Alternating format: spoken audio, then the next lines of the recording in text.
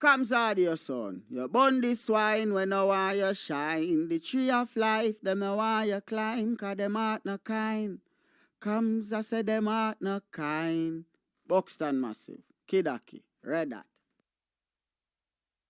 Never joke, never joke, never joke. Oh, money never, money never, money never, money. I know what you can even money. Money never, money never, money. You can keep your conniving money. When you've been knocked for a bum, you know been tell me money. Now because your money done, you come with conniving money. When you had your pocket full, you know been tell me money. Now because your money done, you hustle for tell me money. Yes, money never, money never, money never, money. Now know what you conniving money. Neighbor joker, neighbor joker, neighbor joker. That's all the money that me walk for. A 2 pound note and a gild a piece. A 2 pound note and a gild a piece. A 2 pound note and a gild a piece. This is all the money that me walk for. I said money never, money never, money never, money. Now I don't want you can I be money. Well, I invoke the WPA's position that we are engaging in civil disobedience and non-cooperation with the government, and on that grounds I refuse to participate in the interview. The question in struggle, is not personal. Whatever sacrifice as a political activist or a political leader you have to make for your people, you have to make it. Guyana and Guyanese, at home and abroad. Tune in to Guyanese Morning Time, hosted by Kadaki Amsterdam, where the sun always shines. Guyanese Morning Time, the people calling Guyanese Morning Time. Rhythm, Guyanese Morning Time. Intelligence and knowledge run the front line. We go again, Guyanese Morning Time. The people calling Guyanese Morning Time. Rhythm, Guyanese Morning Time. Intelligence and knowledge run the front line. We go again. We rise up early morning watching Kams TV, where wisdom and knowledge, yes, it is the key. Exposing corruptions over land and sea, where the wicked politicians they try to trick me.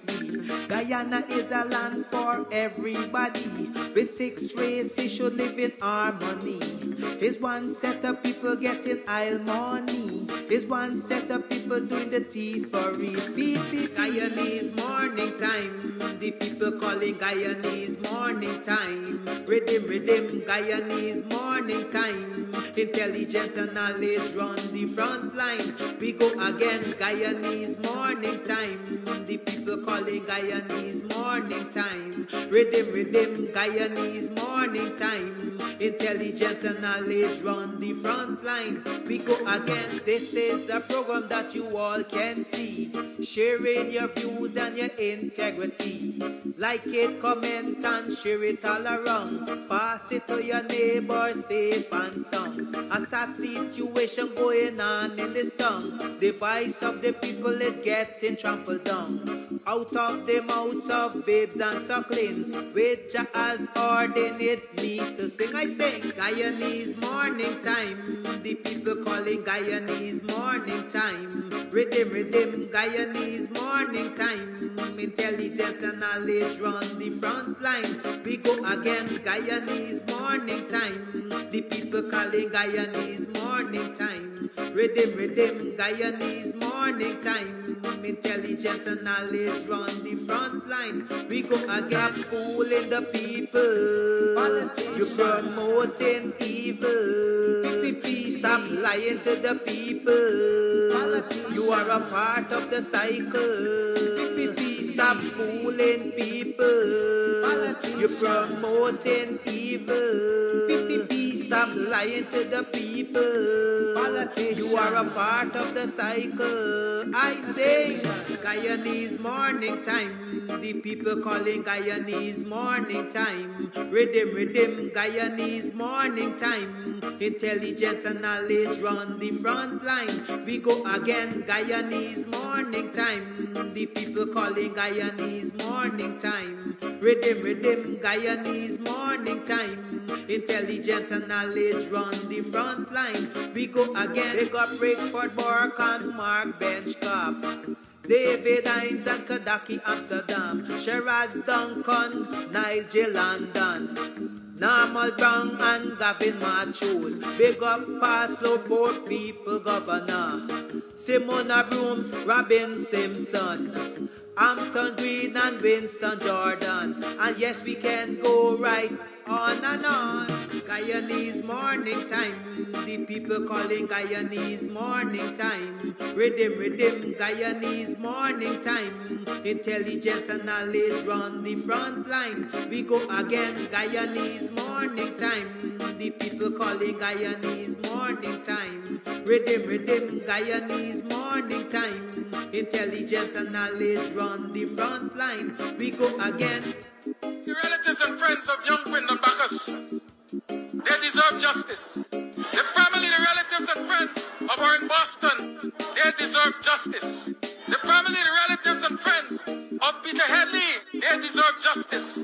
And so when we say that Guyana is an apartheid state, we have the evidence to show.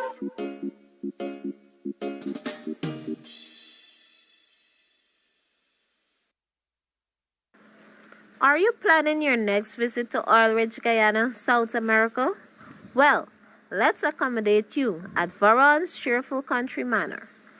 With free secured on-premises parking, our beautiful vacation air-conditioned home offers 3 beds, 2 bathrooms, a spacious kitchen, and all modern amenities. Located at Tushen, on the eastern bank of the mighty Essequibo and the western coast of Demerara, Varon's Cheerful Country Manor is just a stone throw from the ocean. Make that reservation now on Airbnb and VRBO. For contact, call us on 516-770-3053 or 592-685-3521. Make Varon's Cheerful Country Manor your home away from home.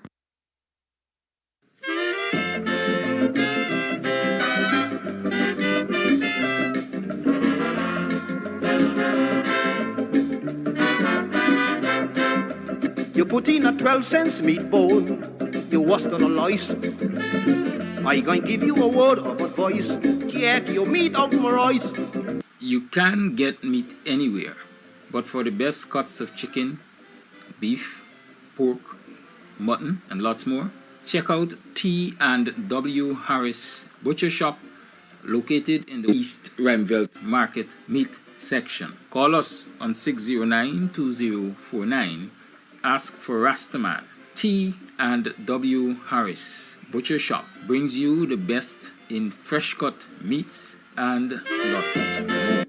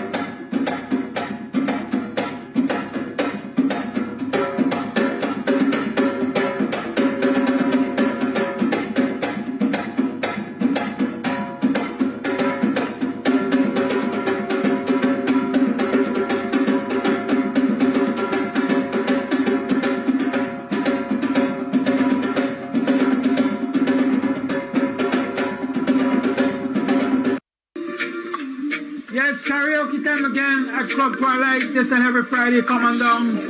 Enjoy the good vibes of Singer Man, One Man Band, and Kams Audio. Admission is free. Yes, this and every Friday night, it's karaoke time. Club Twilight, Sideline down Buxton North. Musical accompaniment by Singer Man, One Man Band, and popular stereo songs, popular DJ, Kams Audio. It's gonna be a movie, man. I'm a Jamaican boy who's born and raised. Nowadays I'm lost between two shores. LA's fine, but it ain't home. New York's home, but it ain't mine no more. The problem we have now is show off. Like the McDonald Group, for instance. I ran the company for 20 years. Nobody knew who was the owner of McDonald. What is disturbing this country now is we put ourselves before our companies. If you want to build a legacy, there's a difference between ventures and enterprise. You build an enterprise. Enterprise transcends to generation upon generation and upon generation. But if you want to build a venture, you just fall off. Many of us in Ghana, we always put ourselves before our companies. And I always say that is wrong. Branding is very important. That is where I always talk about integrity. If you want to build a good brand, build integrity. Let your brand set for you. One thing I noticed is, when I go here, Significant CEO. Caller. Today. What happened? I can see it in your eyes. Oh yes, morning are you morning? Welcome to another program of Guyanese Morning Time. I am your host, Kidaki Amsterdam. It is 7 hours 25 on the 22nd day of November in the year 2023. Welcome to the program. How you been? How was your yesterday? What happened yesterday that is of significance to you?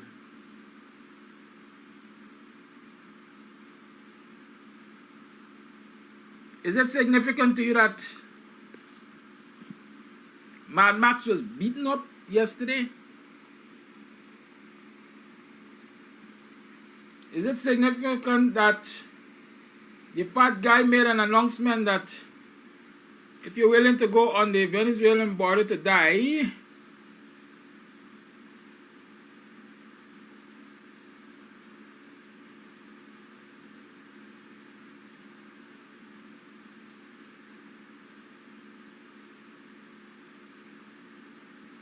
you're gonna get land? You know what people say? I'm assured of land. All of we got a plot for collect. So whether you collect your plot early or you collect your plot late,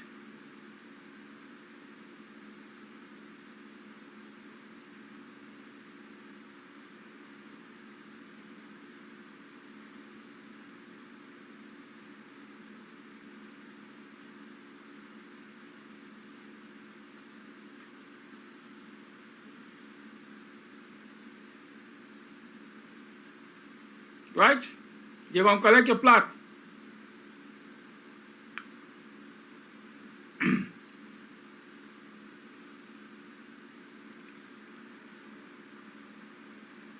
We got a thief.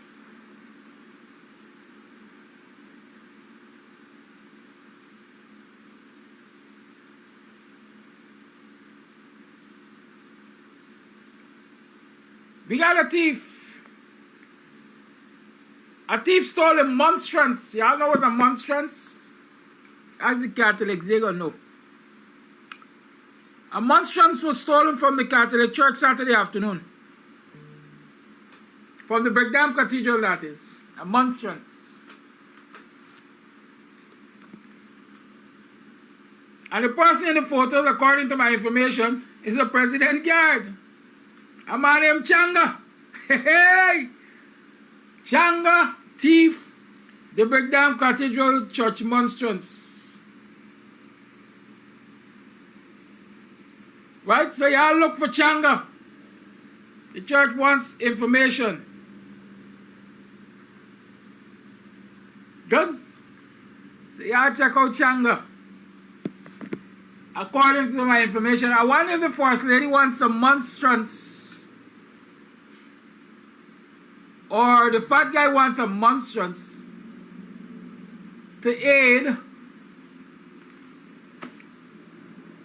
in their religious ceremonies when they're asking for forgiveness. And they send the president guy to collect it. Hey, this country ain't 2 cent fun. This country is enough fun, I tell you. Yeah? A whole lot of fun. Let me remind you anyways, that if you're coming on vacation, if you're looking for a place to dwell while you're here on vacation, Verons is the place to go. Are you planning your next visit to Oil Ridge, Guyana, South America? Well, let's accommodate you at Verons Cheerful Country Manor. With free secured on-premises parking, our beautiful vacation air-conditioned home offers 3 beds, 2 bathrooms, a spacious kitchen, and all modern amenities. Located at Tushen, on the eastern bank of the mighty Essequibo and the western coast of Demerara, Verons Cheerful Country Manor is just a stone throw from the ocean. Make that reservation now on Airbnb and VRBO. For contact, call us on 516-770-3053 or 592-685-3521. Make Verons Cheerful Country Manor your home away from home. You can call that 685-3521 number. Call 685-3521 and make your bookings for Verons. Okay, do that. Artwork Creations, they have a paint party. Artwork Creations has a paint party at the Art Gallery, and the number to call is 302-333-5243. 302-333-5243. Call Artwork Creations and make the necessary arrangements if you want to host a paint party, etc. Or you can simply go down to the gallery there, order something nice, tell them you heard it on Kams TV, and we're gonna get a cut. You know, it's a cut. We're gonna get a little blight from the owners of Artwork Creations. Let's do that. I said it yesterday because it was dropped into my spirit. According to the good Christians, you get things that is dropped into your spirit. It was dropped into my spirit, and I really started considering it, you know, as a viable option. We can have an outside broadcast vehicle. Yeah, we can have something that will allow us to do outside broadcast safely, in that we will get the necessary accommodation space-wise, and we can mount our equipment and so on. And we don't have to be exposed to the vagaries of this treacherous place we call Guyana. Right? Good. Alright. Shane is saying they got back the monstrance. That's a good thing.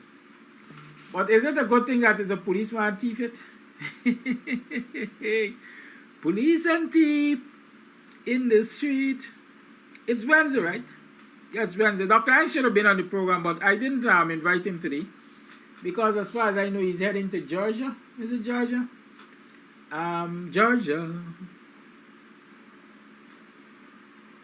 So do Thanksgiving with his relatives, his sisters, his brothers, his family, the extended family, right? And so yes, so that's why he is not here. Good. We got things to talk about this morning. I want to focus this morning on what I want to call political violence, or violence that is supported, right, by people in political power.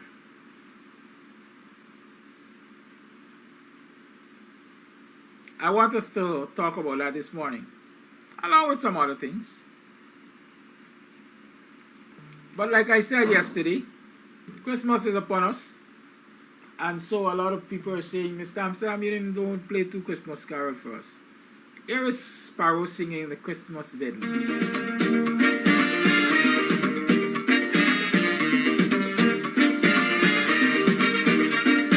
Chestnuts roasting on an open fire, Jack Frost nipping at your nose, Yuletide carols being sung by a choir and folks dressed up like Eskimos. Everybody knows a turkey and some mistletoe helps to make the season bright. Tiny tots with their eyes all aglow will find it hard to sleep tonight. They know that Santa Claus is on his way. He's bringing lots of toys for them to play, and every mother's child is gonna spy to see if reindeer really know how to fly. And so I'm offering the simple phrase to kids from 1 to 92. Although expensive, many times, many ways, Merry Christmas, Merry Christmas, Merry, Merry Christmas to you.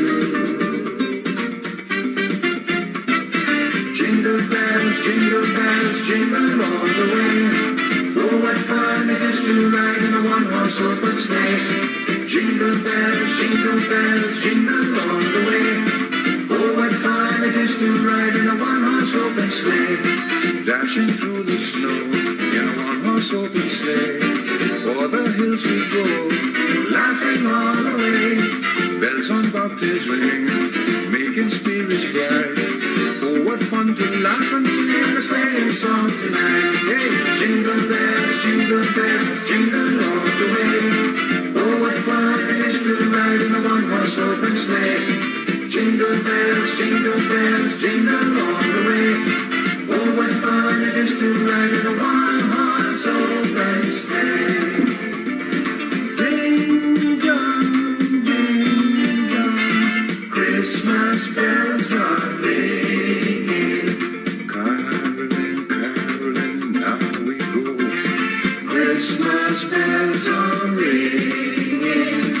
Caroling, caroling, Christmas bells are ringing.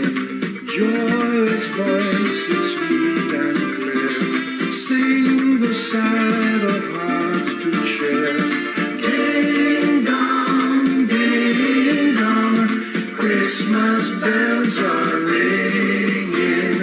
Caroling, caroling through the town. Christmas bells are ringing. Caroling, caroling up and down. Christmas bells are ringing. Marking well the songs we sing, glad the tidings we all bring. Ding dong, Christmas bells are ringing. This is Caribbean Vibes. Joy to the world, the Lord is come. Let us receive a King. Let every heart prepare in room, and heaven and nature sing, and heaven and nature sing, and heaven and nature sing. Joy to the world, the Lord is come. Let us receive a King. I'll be home for Christmas. God bless you. You you can pray on me. Please have snow and mistletoe and presents on the tree.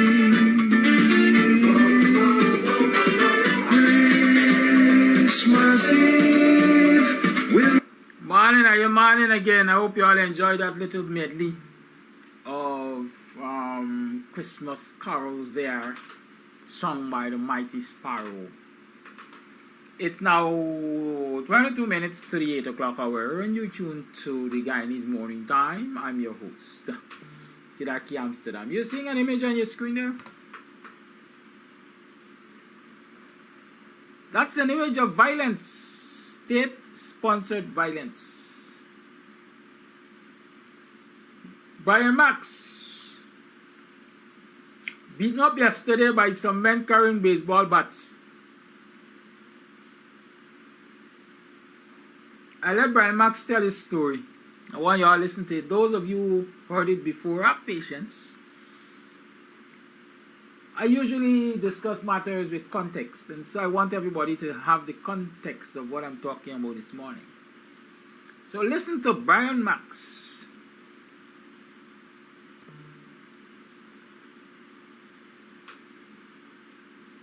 You see my keys?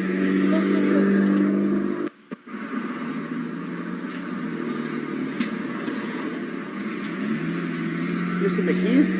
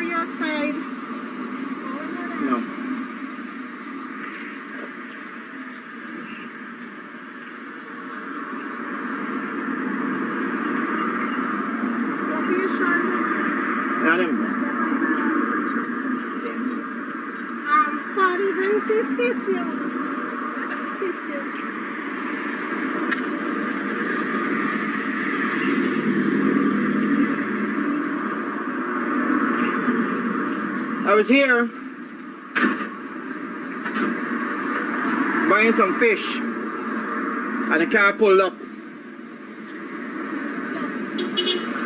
A car pulled up right here. 3 guys with baseball bats came out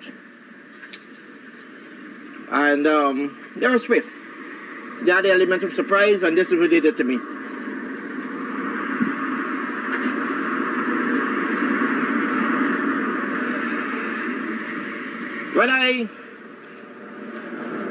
When I said that somebody tried to cut my car tire, my car brakes line, all you laughed. You all laughed. And you said I was making it up. Right? You laughed and you said I was making it up.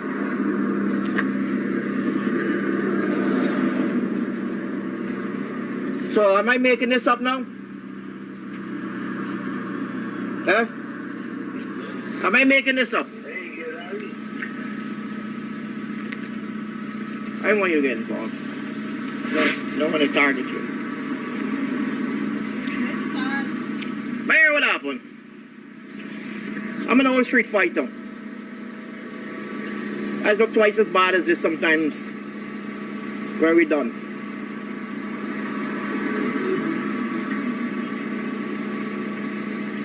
Right down UG Road. I just came out. Now,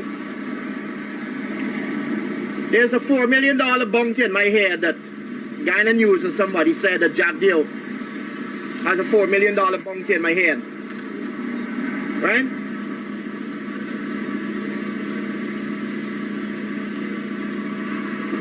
So I'm right here trying to buy something. And these guys come. And lashes in your ribs, lashes in your side, in your back. All over. Right?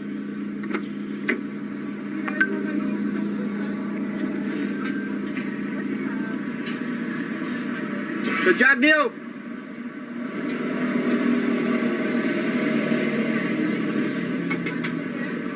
I like blood, brother. You got blood all over me. You send 4 fucking thugs with 1 in a car, 3 with baseball bats to fucking beat me up. Lash up my face, bust up my fucking face. I want the world to fucking see this. I want the world to see this. I want Sarah Lynch, U.S. Ambassador, to see this. And this is why I keep telling you guys, we got to get this Jack Deal guy out of Guyana. We got to lock him up and send him to Guantanamo Bay or something. Right? I like it though. I like the pain. I'm going to still buy my fish and chip and go home and eat the fish and fucking chip. You know though.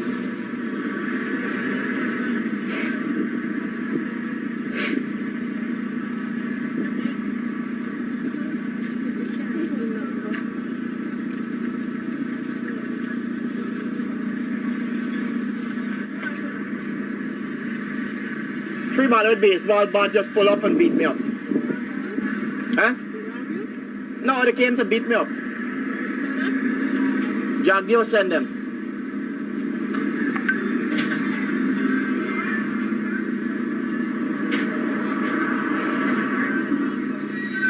I like it.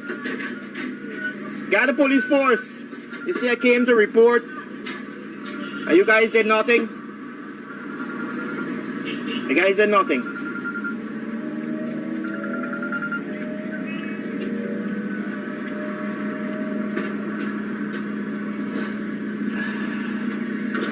Could have been a lot worse.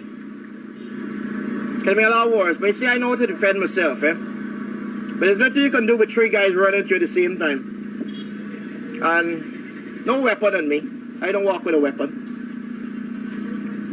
What you gonna happen? You done stugs.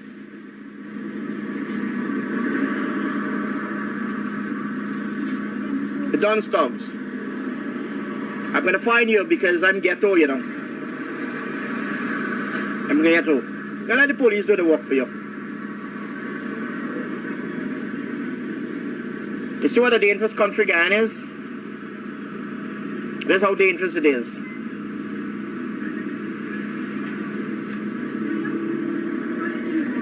Let the world see what happens to the media in Guyana.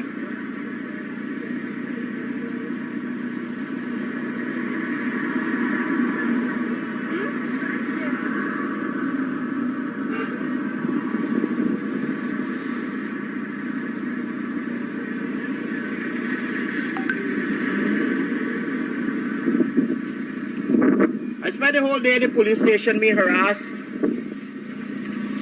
I asked a whole set of stupid questions. Then just now we had the documents served. We got dash cam, don't worry. We got dash cam. Can't get dash cam. We got plenty dash cam. We got dash cam here, we got dash cam in the back. You shed your blood of a Scottish man. Scottish warrior. They're getting some good lashes though. They got them some good lashes. But you ain't do a good enough job. Let the world see. Take me back one day, you see what them boy doing? Some on the brooms, I hope you're watching. Royce Hill Ford, you're watching? Eh? I'm an old fighter. This is what I do.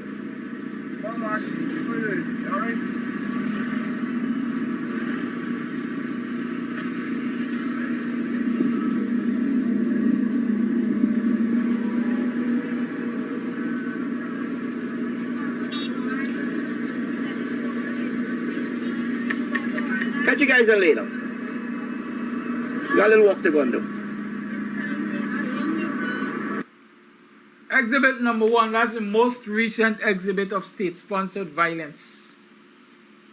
It is alleged that Jagdeo sent these men. Jagdeo is the vice president, according to them, of the current PPP government. According to my source, or according to a source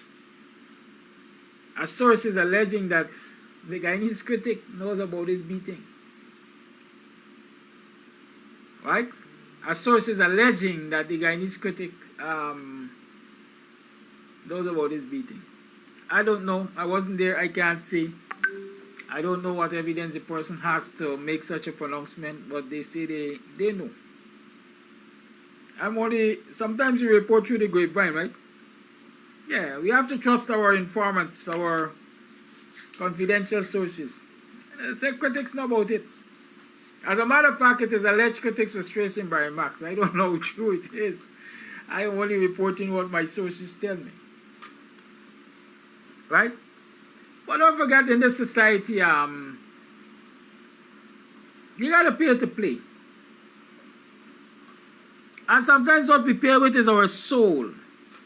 Because we get to play. But what is required of us to play or to continue playing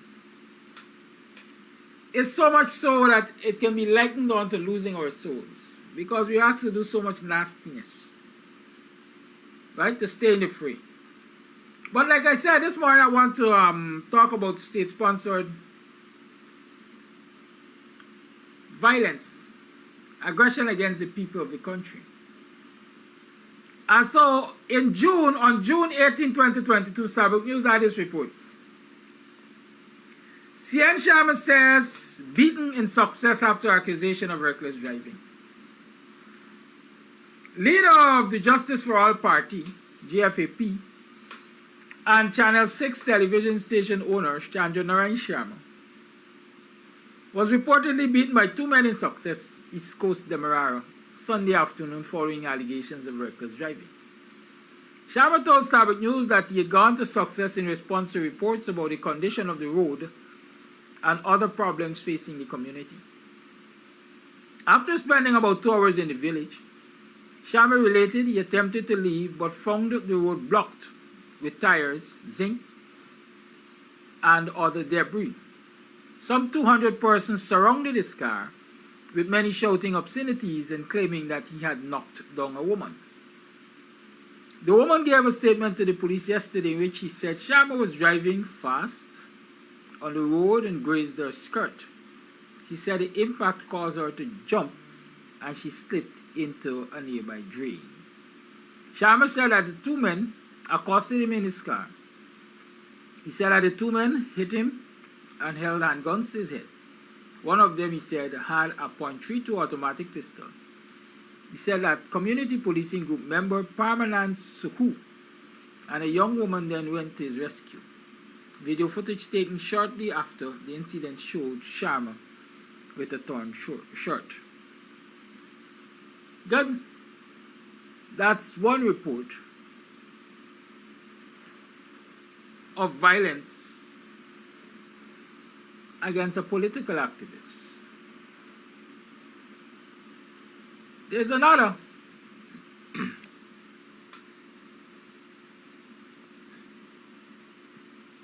Report from Starbuck News of 4 men. That's on January 22nd, 2022. 4 men attacked and beat. Why is this one disappearing? It keeps disappearing. Like, they want to read this one for y'all. Right? But I'm going to get to read it. Don't worry. I will get to read it.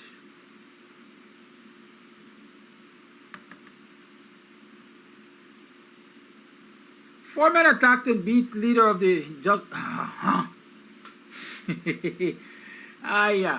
It's magical sometimes, the challenges you get doing this thing here. I don't know why this one is disappearing. But I'm a determined human being, and so I get to do what I want to do when I want to do it. Nothing stops me. So give me a minute and you will get me, I'll get to read it. Why am I doing this? Because it is long known that once the PPP is in office, their critics come under tremendous blows.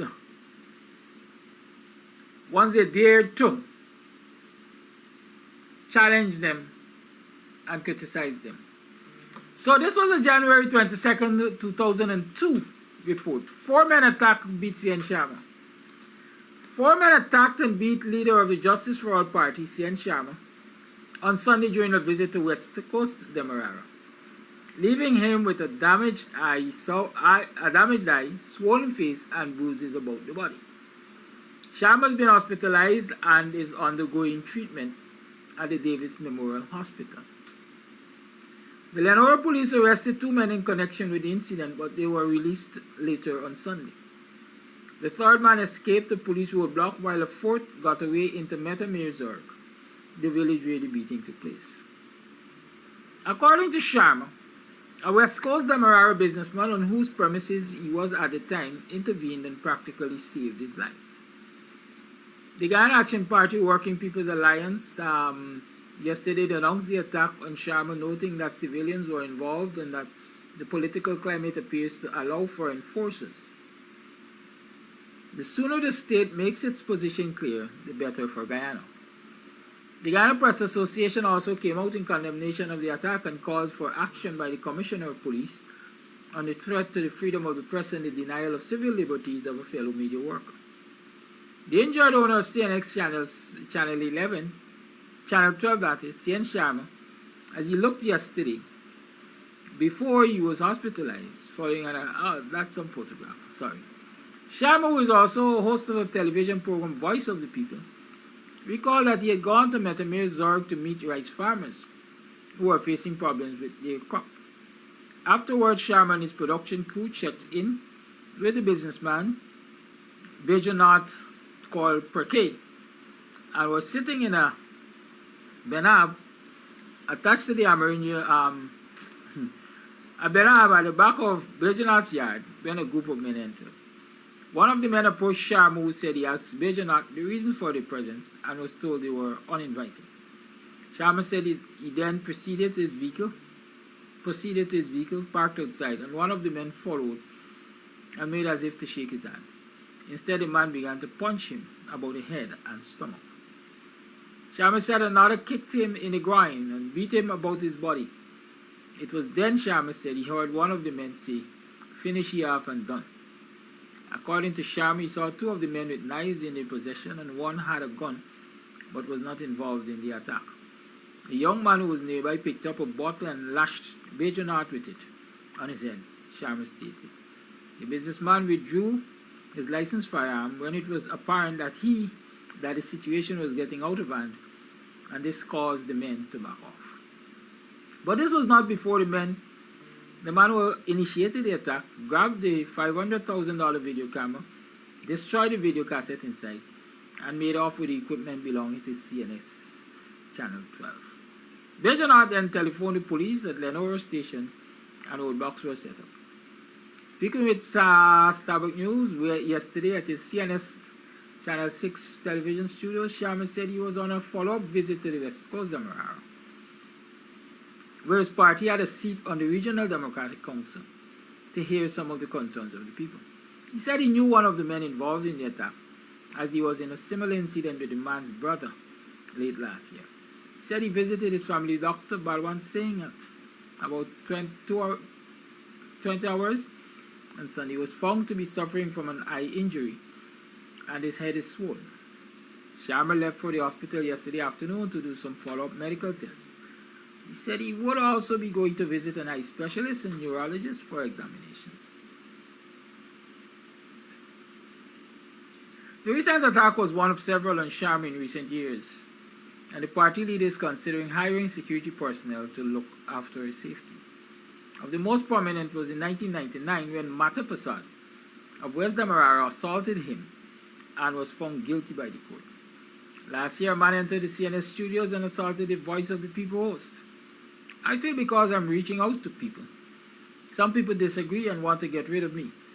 I'm not a criminal, so why would they want to do this to me? He queried. If this is the type of politics in this country, what message are they sending to the young people? Is it that you have to get beaten up before you achieve something in politics? This was a politically motivated attack. They were out to kill me. But, and the GAP WPA statement charged that the attack on Sharma was not the act of persons opposed to the government. The party said it is bad enough when the state engages in repression, but when ordinary civilians engage in repression, moreover armed repression, it is bad news to the society for freedom and freedom of expression. The Press Association noted that from the time Sharma, as a producer of a media program, and his cameraman have done exactly what reporters did to earn their living. To assault them in the execution of their duty is to send a signal to any reporter that they too can be assaulted by people who do not like their reporting. God, I'll stop there for now. But I share those two stories with you, Brian Max as the most recent, and Sharma going way back to 2002, to show you that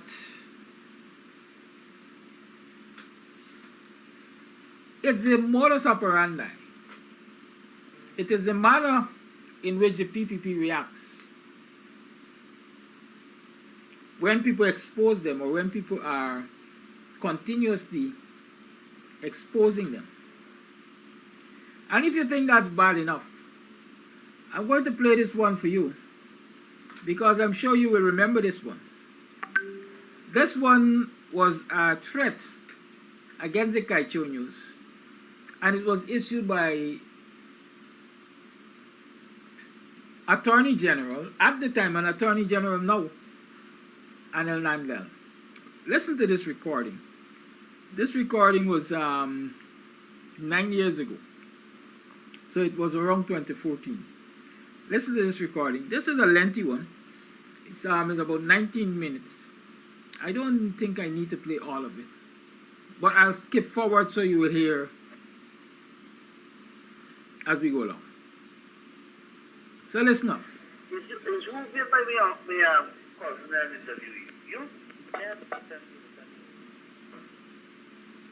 Well, how you misquote him out, man?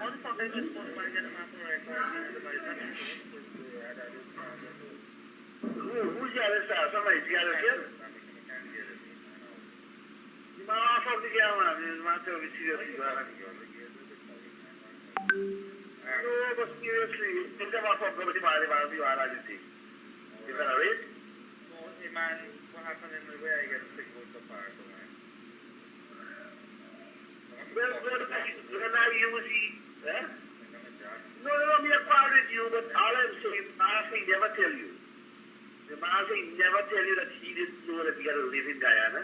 The Master said he lives here, but he got to travel.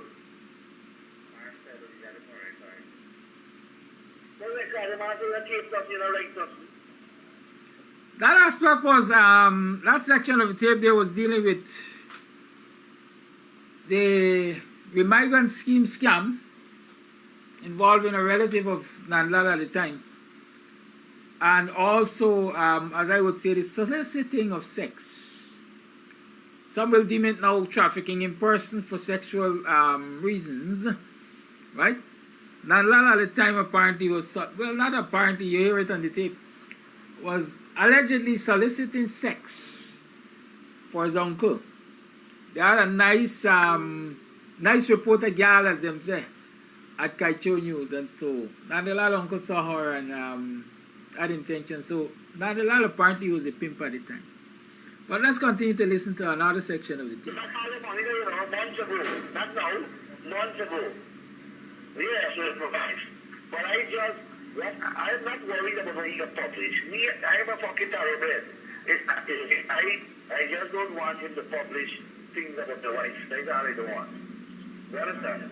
Because she is innocent. Right?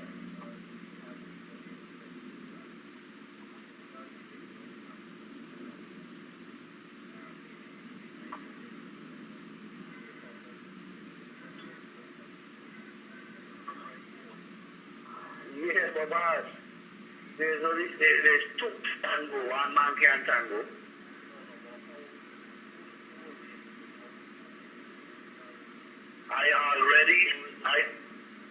I sent a message already.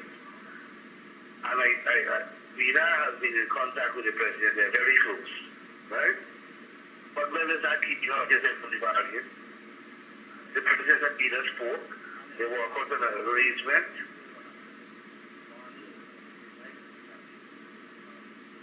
So back then, Glenn, I was making deals with the PPP, right?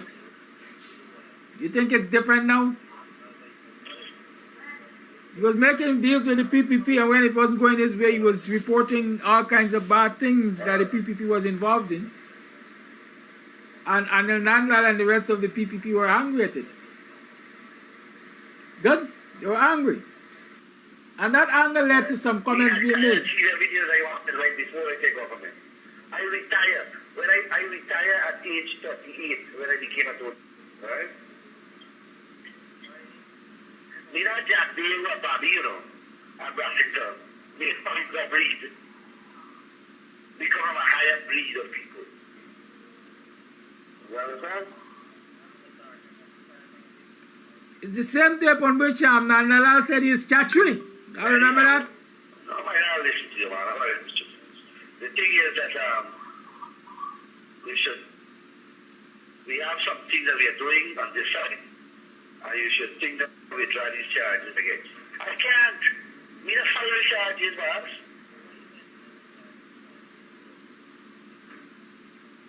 Whatever park at the people's house. The people don't even have fucking driver license, boss. They got some other nuances in their lives. You know, on the face of it, I agree with you. There are some cars that close as well, you see.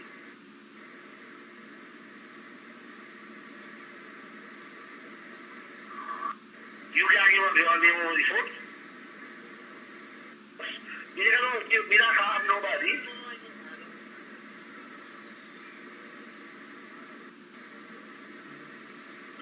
Managers on Queen's College.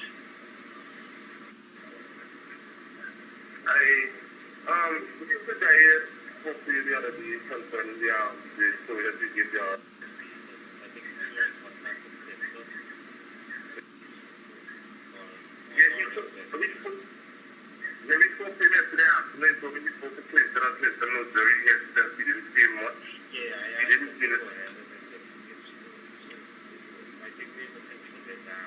All right, time is going. Let me tell you the gist of this tape. One section of this tape, the voice that appeared to be Anil Nandlal said clearly to Gildari, me tell Adamaris already, because at that time Adamaris was the editor-in-chief of Kaicho News, that not everybody get newspaper to use as weapon. But some people get weapon. And when they can't respond to the things they are publishing about them, they go come in there with a weapon. And whatsoever come, so do. Right? Whatever comes, so do. And I'm telling you, he was telling Gildari, get up from there as fast as possible. Because the president at the time, Jagdio and Nandlal, because we were setting up an elitist media group. And so leave Kaicho as fast as possible and come join us. Send me a proposal of what they're paying you, and I will better that. Come join us. Because very soon, people can walk into the Saffron Street office there, and whatsoever come Slado. Right? Those were the comments that were the threats that were issued to Kaicho News by the then sitting Attorney General, Anil Nandlal, who is currently Attorney General now. Good? Yesterday you heard from the recordings the allegations that it was Anil Nandlal that organized for Kwame Wing to be killed. There were two names that were mentioned on the recordings, the voice note that was sent to me. You heard again that informant saying, listen, it was by Jagdio that issued the order that resulted in the assassination of then Minister of Agriculture Sash Saw.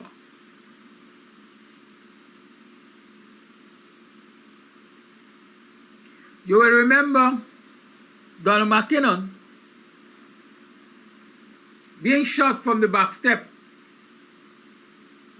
or somewhere in the back of Freedom House on that empty lot beside Freedom House on Robb Street. You remember that? You will remember the massacre, I call it, at Office of the President. That massacre that took place and resulted in Mark Benchcop being arrested and charged for treason, for which he was locked away for several years and eventually pardoned.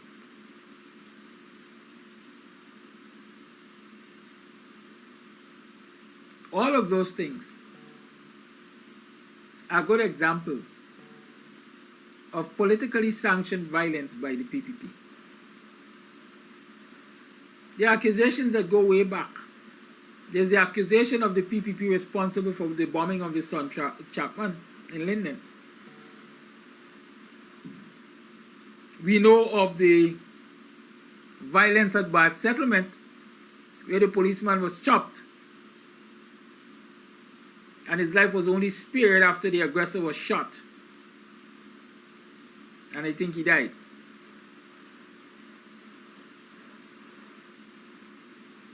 All of these things are state-sponsored violence. They're politically sponsored violence. We are a beast. Y'all remember Beast? That was found at Moore with an entire armory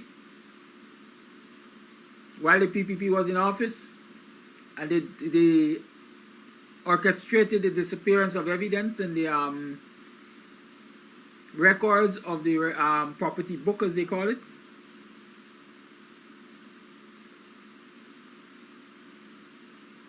Sharma, during the reigns of the PPP, was one of the most vigilant, if I can call it, one of the most consistent critics of the PPP. He used the scammer on his television station to expose them every step of the way. And when they couldn't respond to those exposés, what they decided to do was to attack him. And so the likes of Mata Prasad and so on consistently attacked him and beat him on the head. I'm on my program.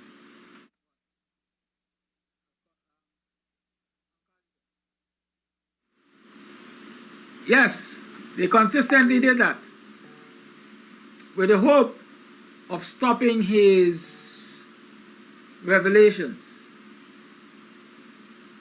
And so when we're learning now that Brian Max, who is on a similar campaign basically like Sharma and many of us, Brian Max, like Sharma, is driving from community to community, end to end, and reporting on the injustices being meted out to the ordinary Guyanese citizens, came under attack yesterday. Not only was he beaten with a baseball bat, but I learned that later in the day, he was arrested by the Guyana police force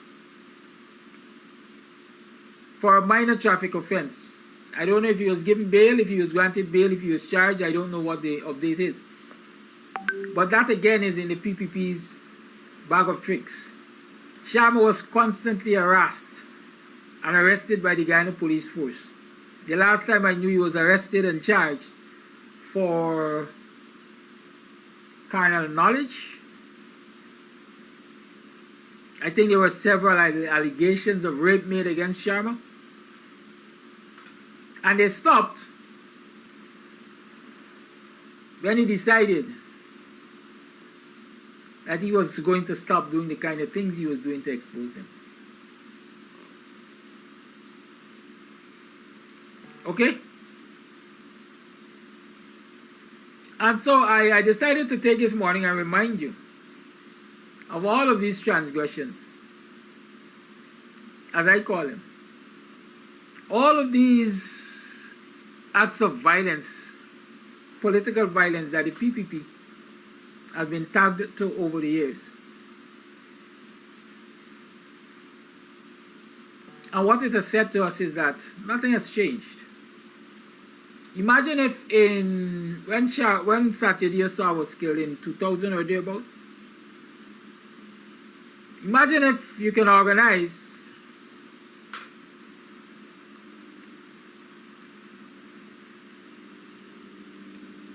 for one of your sitting ministers to be killed, yes, in 2022. No, 2006, yes, thereabout. Even 2006, when the country was struggling for resources, you can allegedly pay $40 million. $40 million. When there was a struggle for resources in this country, you could have paid $40 million to have one of your sitting ministers murdered.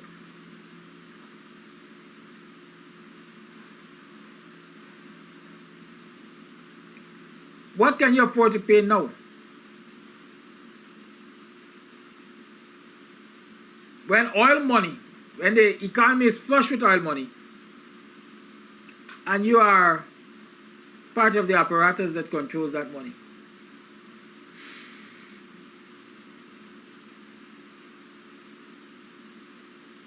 Huh? Let's talk about that. Let's think about that. Guyanese can't be safe with a PPP government. We simply can't be safe. Because with a PPP government, this country is run perhaps like Russia. Or maybe China. Or some one of the countries where citizens really don't have the freedom of speech, the freedom of association, etc. Especially to criticize the political demigods.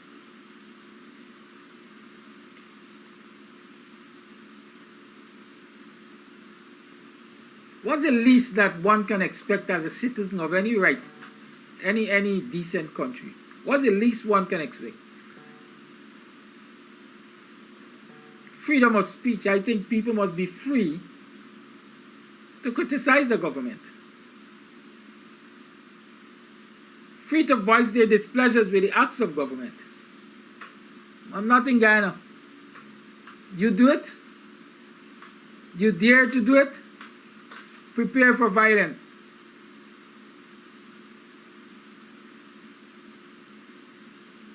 Prepare for violence. When I just started criticizing this government, one of the first things they had done was me being tracked. At that time, I operated my mobile food business on the BUXTON public road.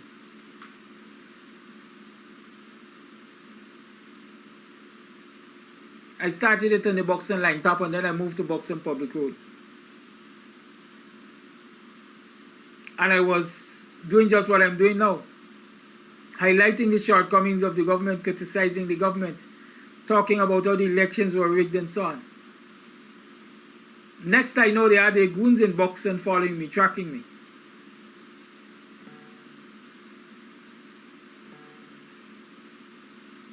That caused me to shut the business down and stay off of the road at nights. I don't do road at nights. I tell people that all the time. So I know of the threat to life and limb when you're a critic of the government.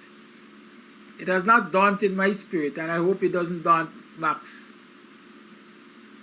You know of the arrests that I've gotten.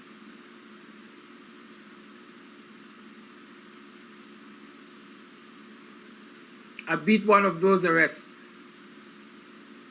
The other one I was fined in absentia. I was found guilty in absentia, as a matter of fact. Because the magistrate had committed to informing the lawyer and myself of the date she was going to make a ruling. We never got that information. She never informed us. But several months after, a committal order was issued for me. So If I wasn't smart enough, if I wasn't on my P's and my Q's, I would have been in jail, serving whatever sentence they were going to prescribe. Because as far as I'm concerned, they were engaged in sleights of hands. It was a sleight of hand to see if they could lock me down, shut me up. But give thanks to the Creator and the ancestors, it didn't succeed. But as long as you have a government and government operatives who are willing to behave like this, the citizenry can't be safe, they can't feel safe, and they must not sit back and allow it to happen, because it is only going to get worse. It is only going to get worse. Why else do you think it was that bad under the PPP, the previous PPP government? When the Phantom Squad, the Black Clothes Police, became enforcers for Carroll, when he was selling US visas and doing all kinds of deals. When the police were enforcers and security personnel for drug dealers. Why do you think it had gotten that bad under the previous PPP government? Because actors in the police force had secrets to government people, and government people had secrets to police people.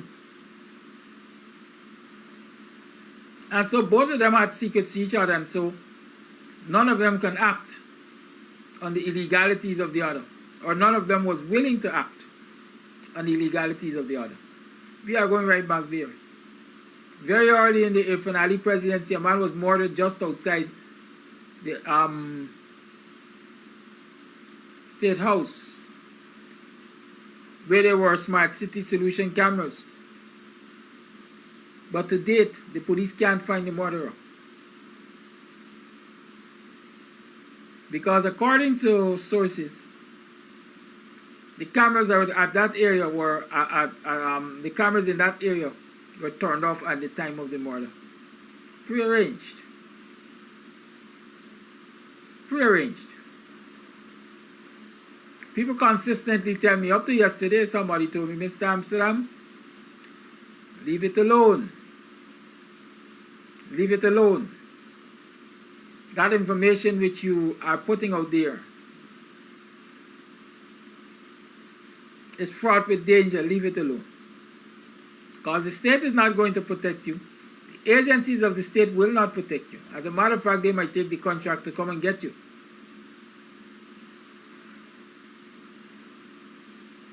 And with all of these things known, I don't see a case opened in The Hague or anywhere else against actors of the state of Guyana, against actors of the PPP government. I don't see any charges of acts against humanity against these people. I don't see any charges of misbehaving in public office against these people. I don't see international sanctions against them, and one must wonder why. It is alleged that Bajagdio made deals with the Pompeo administration, the US government at the time. Deals that were intended to keep him out of jail. Because they have information of crimes committed on his watch, or perhaps crimes that were orchestrated by him.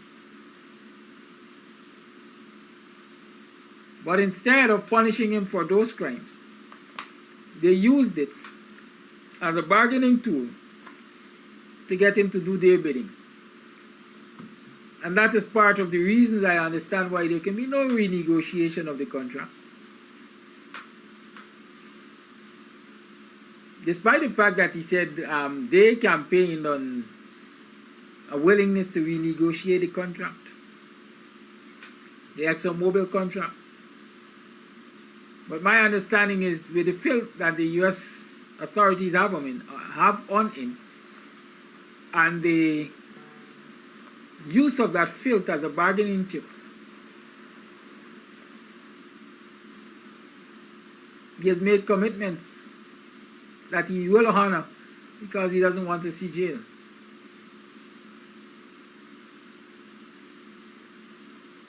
How can citizens feel safe in a country such as this? When you have murderous leaders, murderous political figures, perhaps protected by your international big brothers, and so they can do as they like, when they like, and their friends and cronies follow the same trend. How can we feel comfortable as citizens? How can we change that status quo? As I like to say, somebody must be willing to build the cat. Who will build the cat? The lines are open. 6225933 is the number to call. You're tuned to the Guyanese Morning Time.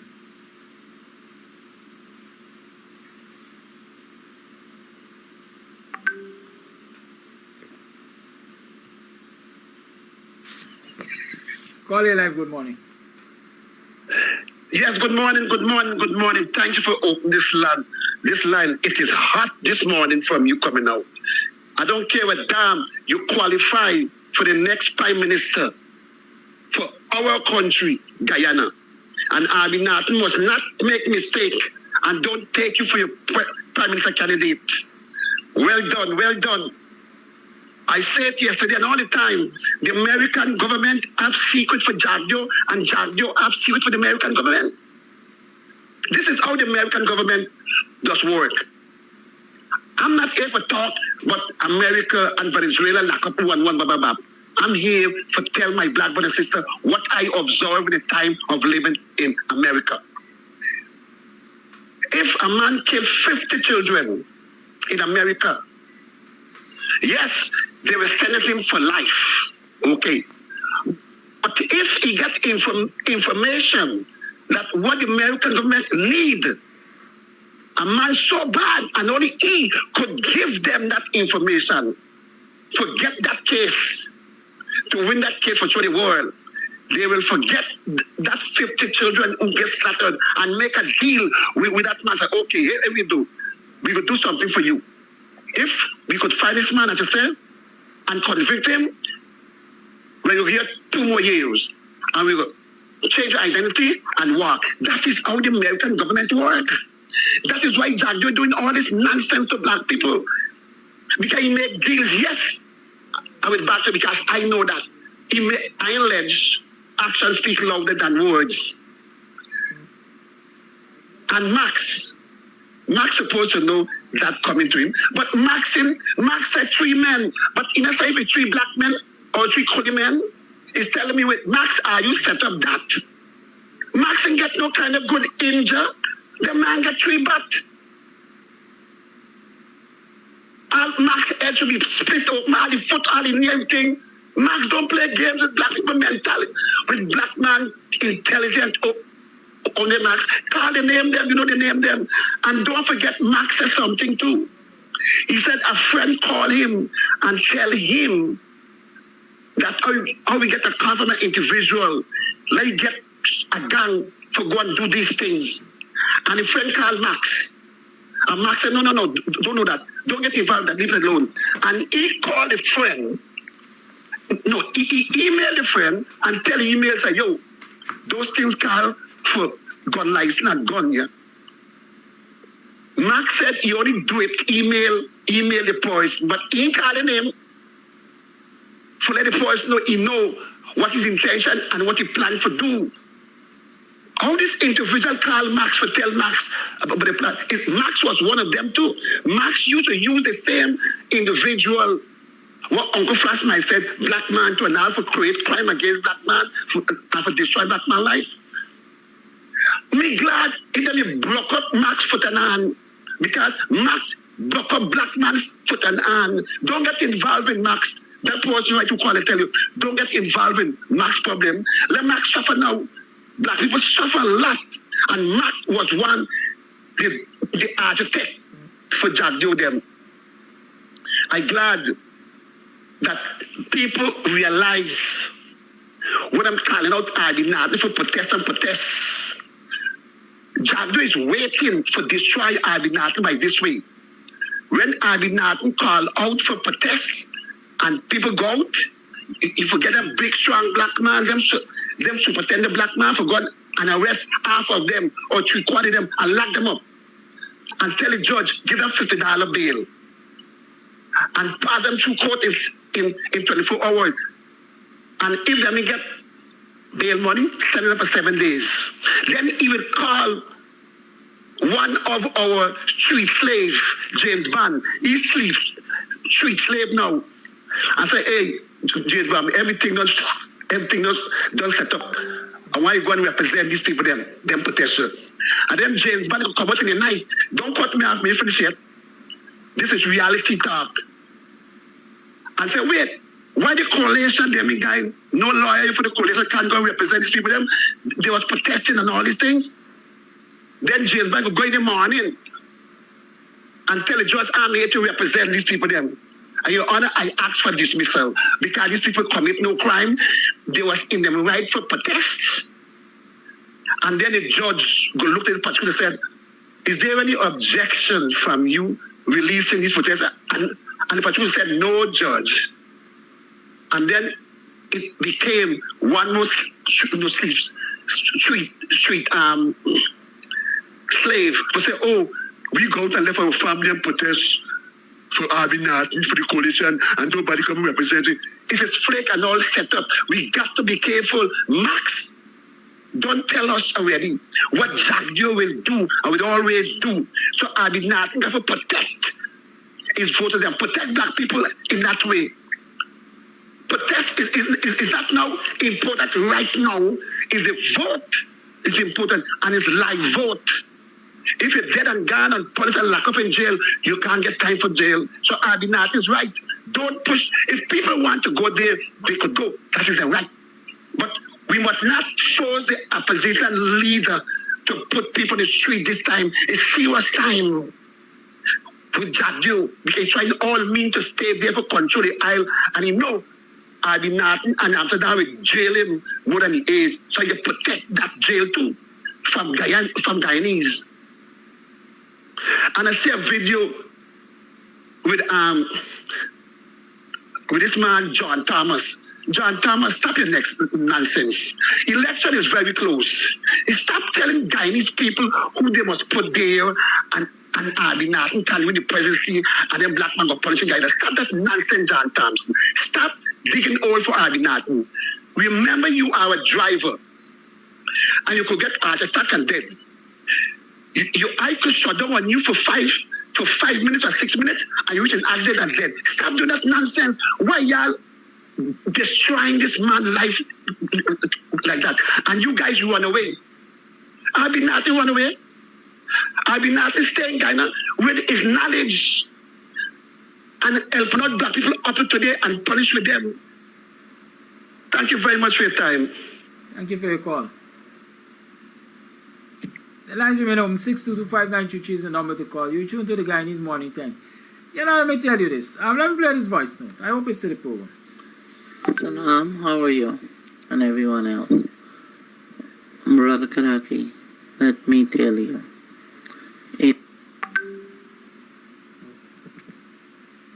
Call all the line.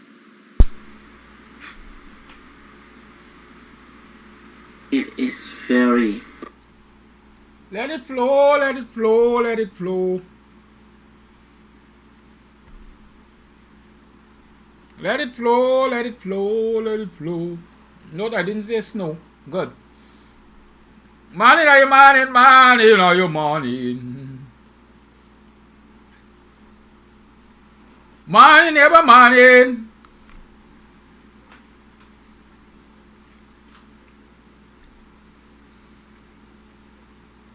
Morning, neighbor, morning. Them not like me conniving morning. It's 7 hours 33 on the 24th day of November in the year 2023. Welcome to another program of Guyanese Morning Time. I am your host, Kiraki Amsterdam. Welcome to the program. How have you been? How was your yesterday? What happened that is significant to you? What happened that inspired you? What happened that gave you renewed strength to live in this dear land of ours, dear land of Guyana? Right? Y'all made some money? Y'all took my advice and revisited them murderous prices that you're charging people in your communities for items? Have you done that? How many of you have checked on the Chinese man and compared the Chinese price to the price in your community? Y'all might be surprised. Y'all can get some rude awakening. Y'all think Chinese cheap though. The Chinese say good thing not cheap, cheap thing not good. So if you're looking for good things, you can't look for cheap. And if you're looking for cheap things, you can't expect it to be good. Right, so keep that in mind. But as the Guyanese society is, as the economy is, a lot of us are forced these times not to look for good things or quality things, long-lasting things. What we are forced to do is to fill the short-term gap. Fill the gap on a short term, you know. Affordability. Affordability, that is what a lot of people look at nowadays, not necessarily durability and so on. Right? Durability calls for investment, much more investment than you would invest if you're looking for something short term. And so given the financial constraints that most Guyanese are faced with, the ordinary working people, a lot of them have to look to the short term to satisfy their needs, you know. So you want to have a meal, you can only plan a meal based on the amount of money you have, right? You want to buy a home, you can only buy a home based on the income that you're getting. And so your dream home might be a $15, $20, $30 million home that you know you will be comfortable in. But when you look at your salaries and you go to the bank and they tell you you can only get a $9 million, what do you do? What do you do? Right? You have to look at affordability. So a lot of people look at affordability instead of quality and longevity and so on and so forth. You know to yourself that a pair of footwear for your child to last that child for school year, which is 3 terms. If you want that footwear to last for 3 terms, then you'll have to spend upward of $40,000, $50,000. Right? $40,000, $50,000. But you can't afford $40,000, $50,000 on a pair of footwear for a child, especially if you have 4 children. Because it's not a footwear alone they will wear to go to school.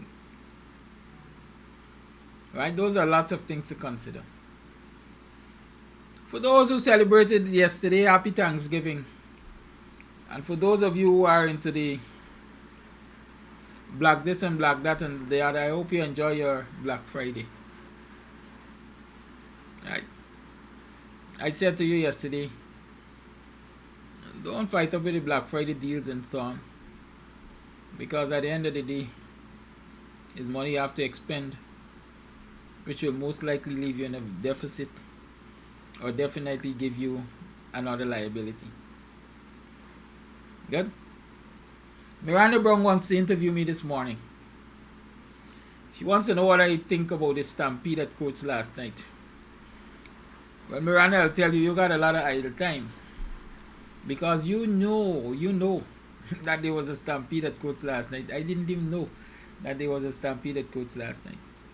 I don't pay attention to certain things in this country. Not even around the world, quite frankly. So I'm assuming that courts must have had a Thanksgiving sale or what, pre-Black Friday sale or something, and like last year, a whole lot of people rushed down there to make themselves clowns. fight over television and so on and so forth. But let me look at it from a real economic standpoint in terms of what I just spoke about, affordability as against durability and so on. Courts has some of the best brands in the country from what I've heard. My experiences might be different. They'll sell you some junk sometimes.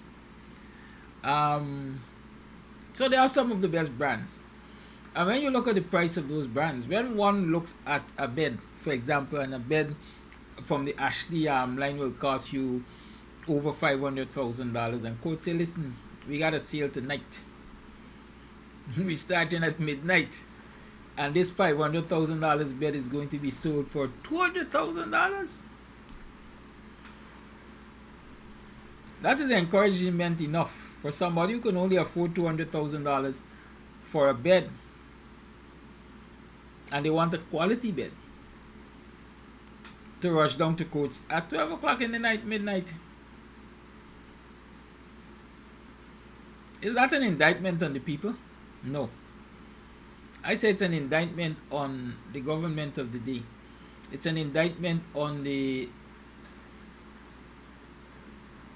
labor sector, the business sector, the public sector.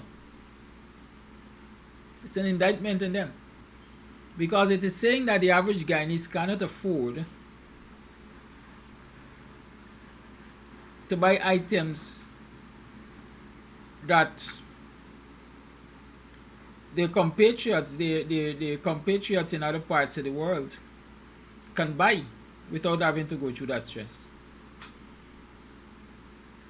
And so it's an indictment on us. Guyanese have to go and join lines overnight and fight each other and stampede, according to Miranda, to get basic domestic items at affordable rates. In other words, for the greater part, unless they get it on a bargain, they can't acquire it. That's an indictment. Right?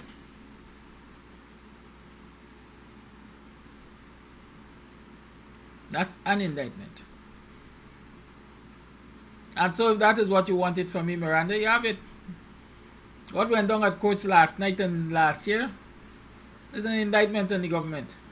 You tell me, for example, if you look at the prices of beds on a regular in Courts, and again I said Courts has some of the best brands and quality.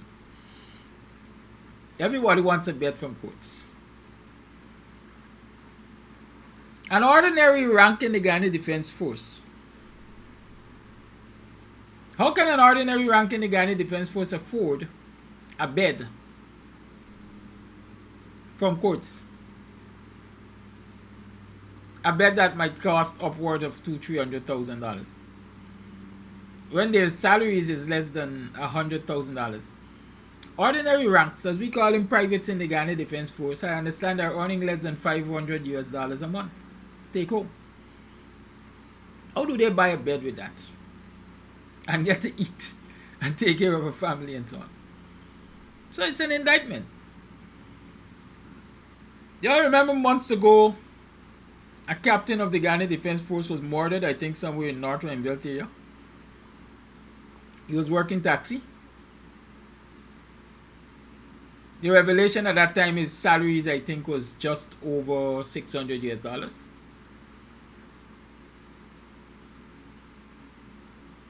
Compare the salaries of people who do the same jobs and got the same ranks and so on in neighboring Caribbean countries, and you will see what I'm talking about.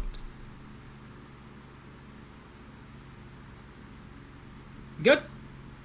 So that is what I want you to comment on, Miranda. Don't ask me about what I think of the stampede. Ask me about what I think. Yeah, boy, it's true, you know. I best say I never an advertising invoice. Ask me about what I think about the wages and salaries, the remuneration, the quality of life that this government has Guyanese living under.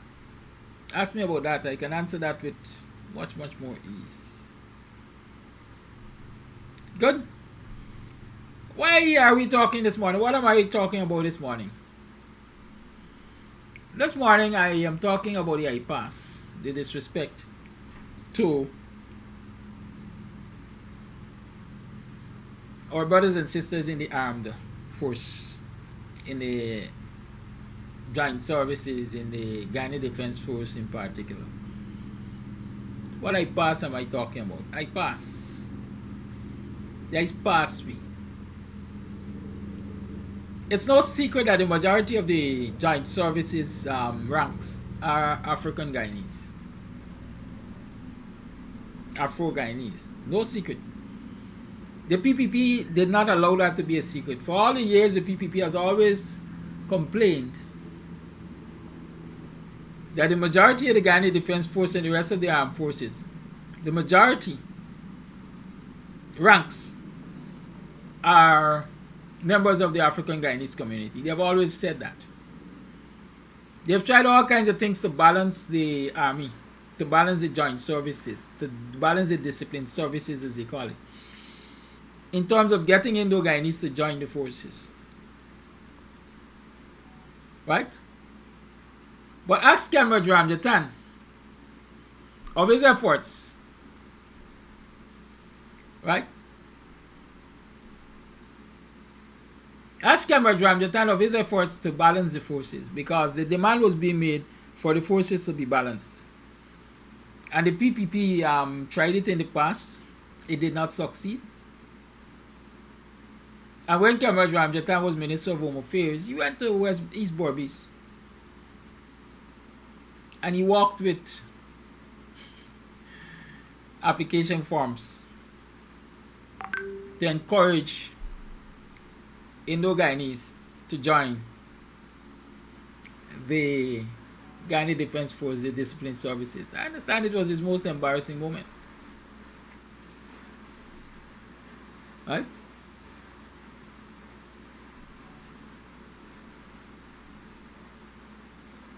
Most embarrassing moment. I don't know if I can paraphrase, but I understand the Indians ask, you know, they call him Prakash, right? Praka, where you go with a boy? I want to join there. That them black man walk. Right? Praka, where you go with that? That them black man walk. I mean, it's not a join army. Right?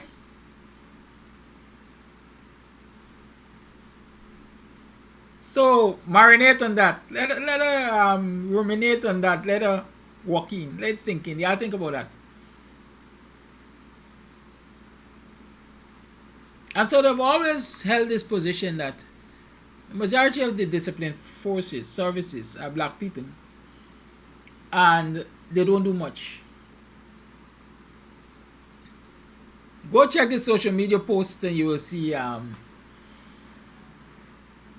GDF Ghana dog food. All them black man that don't eat and sleep all day, them not do nothing. And why we pay them salary increase for? And that same attitude that you hear from the common man is an attitude that has been embedded in them by the politicians in the PPP. And so they have a lot of disrespect for members of the joint services, disciplined services. They believe that the ranks of the disciplined services do nothing. They don't have a purpose. They don't serve Ghana. They don't work for the money.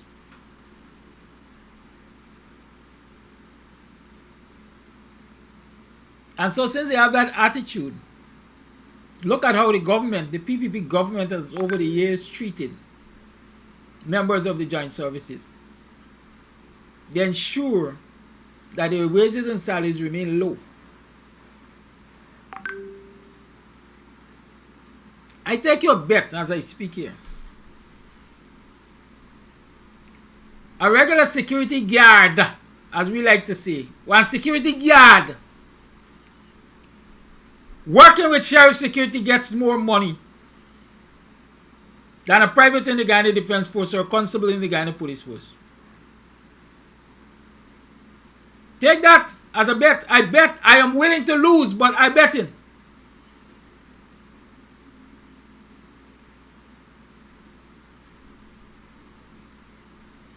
Rwanda Brong thing got nothing to do with Indo-Guyanese not liking to be away from their families. You think Afro-Guyanese like to be away from their families? Indo-Guyanese tell themselves they ain't got nothing for thief in the army. Especially, they ain't got, the only Indo-Guyanese who might have gotten something to thief from the army was Ronald Gadraj. I think he the thief some window. Y'all find out about that. Old thief. The rest of the wicked. Right? You find Indo-Guyanese in large numbers where they got things to thief from the state.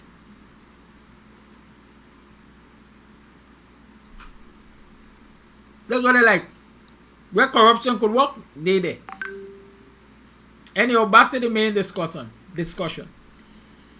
And so, because of that outlook, they have always kept the salaries, wages and salaries of police ranks and army ranks and so on low, down in the gutter, at the bottom of the financial ladder.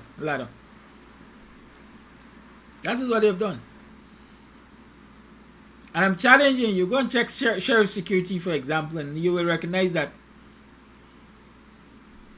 their guards get more money than the servicemen and women of the Ghana Defense Force, the privates especially.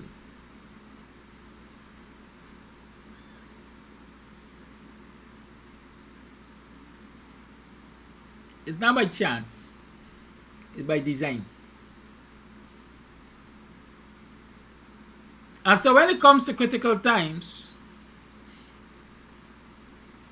in this society, when they really have to call on the ranks of the Ghana Defense Force, they have to find ways and means to really enthuse them, make them enthusiastic about going out there and giving their best.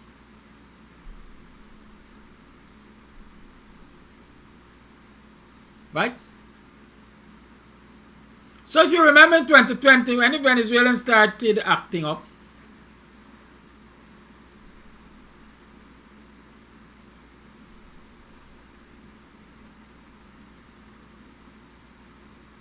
right? Ali said there will be a special housing program for military. Y'all remember that? Let me read it for you. President Ifan has promised that the military that the government of Ghana will work fervently to upgrade their living standards with a proposed new housing program which should commence next year. That would have been 2021. It's 2023 now. Ali was at the time attending a wreath-laying ceremony at the Veterans Monument on the front lawn of the Ghana Defense Force base camp in Ghana. The head of state also presented a check of 1.5 million to the Ghana Veterans Legion, of which he was made patron. The president stated that it is imperative for veterans and serving members of the military to be adequately rewarded for their contributions to the defense and development of the country. But the ordinary ranks are still earning less than $500 take home. We're working now to ensure that the housing needs of our men and women in uniform are realized while they are still at a young age. We're developing a special program to assist them in this, and I'm sure that very early next year, that's 2021, they will start to benefit from the results of this program. The Commander-in-Chief said that he was happy to see that there were already several officers of the GDF, including Brigadier Gary Beaton, who were serving on state boards. He added that his government acknowledged the diverse talents in the GDF and will utilize the skills of our soldiers in national development. I'll stop there because my case is already made. This is Ali in 2020 telling the soldiers, listen, we respect you. We believe that you deserve this and you deserve that. A streamlined housing program because you're supposed to be treated special and so on and so forth. And we're going to make this happen by 2021. In 2023, we are in 2023, right?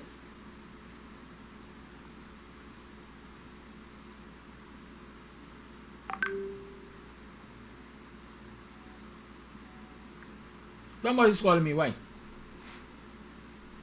Caller, why are you calling me now? Good morning. Good morning, sir. You're on this morning? Yes, I'm on right now. You know, sir, I'm getting I have a problem. Sorry. Check YouTube, perhaps. Good. Yes. So that is what Ali said in 2020. But in 2023, when Venezuelans are misbehaving, if you want to call it that, Ali had this to say: all troops deployed to Guyana's bordering area with Venezuela and have pending house lot applications will benefit from an expedited process. All troops deployed to Guyana's bordering area with Venezuela and have pending house lot applications will benefit from an expedited process. Now, if 2 years after you promised that soldiers, okay? My God. Anyhow, if 2 years after you promised that there will be a special housing program for soldiers, for members of the military, you have to come back and tell them I will expedite the applications for house slots. If you're deployed to the border region, you are saying that your special housing program for the military was just a bluff and it has failed. You have failed to deliver. You have failed to deliver.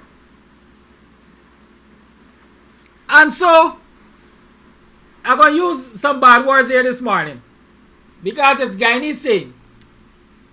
I don't know how to say it the other way. I don't know if they got any other way of saying it. I can't remember there's any other way. But it's Creole. Y'all forgive me for using these terms this morning. One time fuck, not done conny. Have you ever heard it? Right? That is a popular Guyanese saying. And it is used when people feel deceived. When you deceive them on a first instance, and they're aggrieved, they usually say that. And what they're trying to tell you there is, listen, you could put it in me for the first time because I fall for your swear. But that is not going to bring the end of me. But it can't happen again. It can't happen again. And so on this Good Friday morning, I'm saying that the Ali government has deceived the military from 2020 to current. And in 2023, 3 years after, when they need them again, they come in with another swear. We're going to expedite your house lot applications.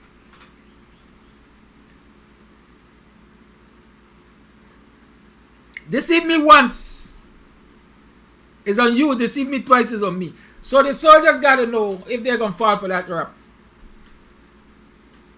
I mean, it is their job. Many will argue that it is their job to follow the orders and go to the border front line. Yes. But you're pouring insult to injury because you pay them next to nothing. You made promises to them which you have not kept. And now you're telling them, go to the front line region, man. We're going to look after your land quick. That is a pass. And the military service men and women in this country should stand up against that kind of bypass.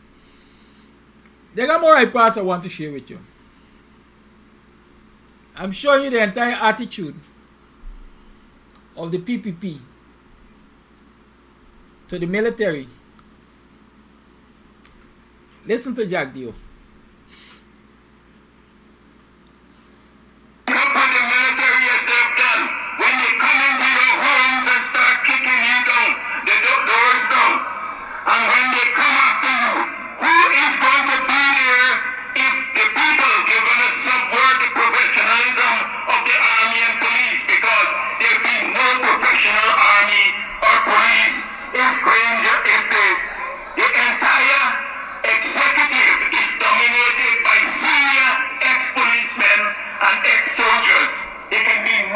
professionalism as was done in the past. So, did you hear that? I'm going to play it again if you didn't hear it clearly.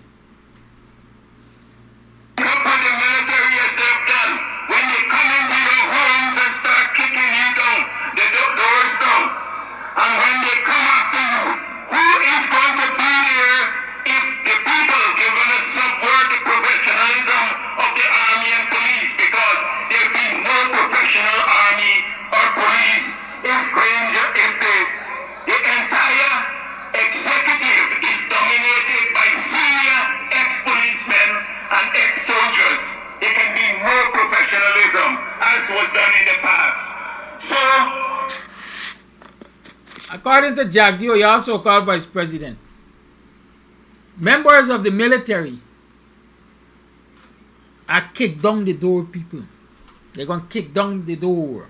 They're going to kick down your door. This is Jack Dio talking to an Indo-Guyanese audience about at where they call the place, Bobby's. Babu Jan. Members of the military under the Granger government going to kick down your door. They're going to rape your children.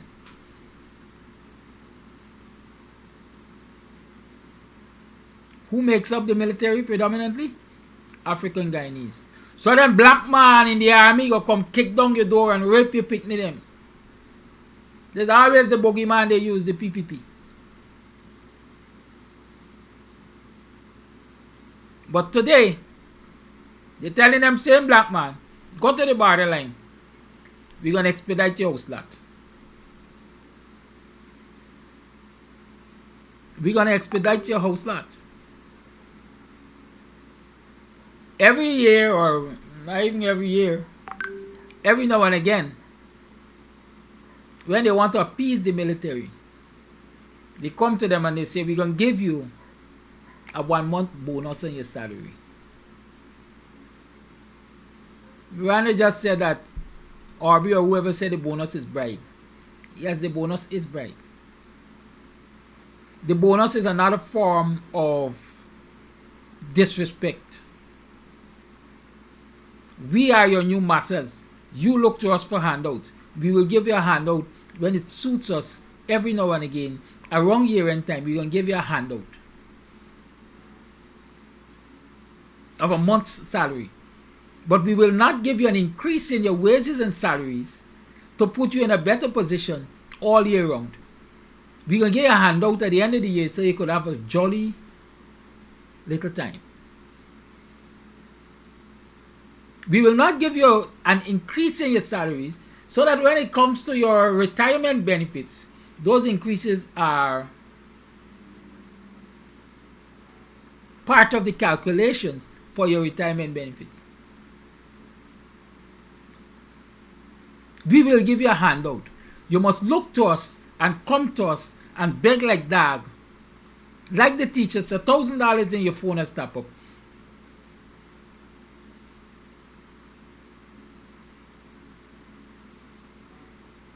Right? And if you think it is only the defense force that this attitude is taken to, remember, I'm going to say to you, every time the PPP creates a security situation in this country of ours, then is when they recognize the value of members of the joint services. And they try to appease them with a bribe. Because that is what it is, a bribe. You remember in the 2000s when Jack Dio was in bed with Roger Khan and all them drug dealers in this country? And the entire underground economy? He had his hand in everything? You remember that? Yeah, the same period when Roger Khan money used to be used to pay public servants, including the police. That same period. When there was serious bloodletting in this country because of drug fallout and bad deal fallout and the underground economy fallout and turf wars and so on, and people were dying left, right, and center, and policemen were starting to feel threatened And many of them were leaving the force. Many of them were taking off their uniform and left it to walk. They were afraid to walk the streets in their uniform. Many of them were quitting the job. Do you remember what the Jagdeo government do? What the PPP did? They established a group life insurance for them. And they say if you're dead on the front line, we're going to give your family $1 million. $5,000 US. I'm willing to bet that from 2000, 2003, thereabout, to now, that amount has not moved from $1 million. Because it was not a policy that was intended to put the policemen and women in a better position, or the families in a better position that they could survive should their family member, the breadwinner, die in the line of duty. But it was an appeasement. It was a bribe. Albeit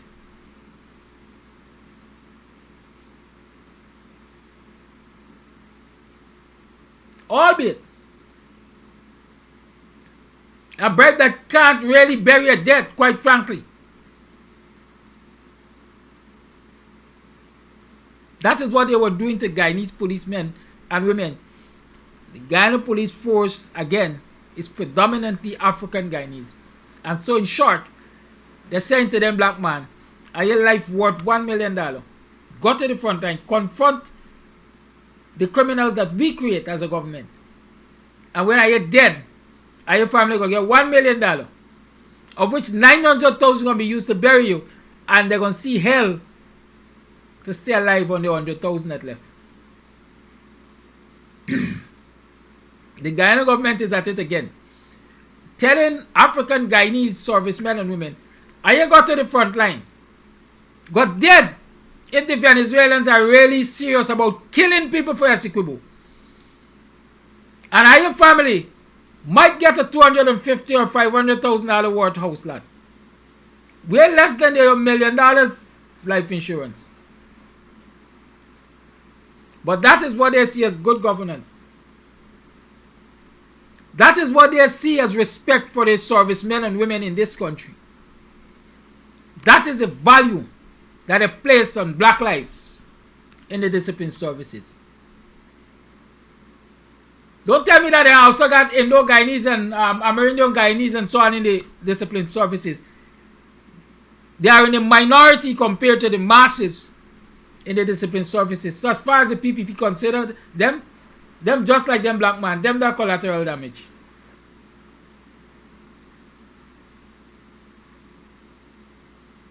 But I also am willing to bet you that when an Indian policeman dies in the line of duty, not only does his family get that $1 million, but the Minister of Social Services and the Minister of this and the Minister of that will go to their homes and they will commiserate with them and they will give them big checks. They will give them big checks. Apart from the insurance money which they are expected to collect, they will give them big checks. But then black man like value $1 million or a house lot. The lines are open. 6225933 is the number to call. It's Free Talk Friday. I've had my says. Y'all turn now. If I had it in me, if I could control all them black men in the army, none of them ain't going to the front line. Not one of them was going to go to the front line. Make it right. If you're willing to make it right, we're willing to stand in defense of your territory, because as far as you're concerned, Guyana belongs to you.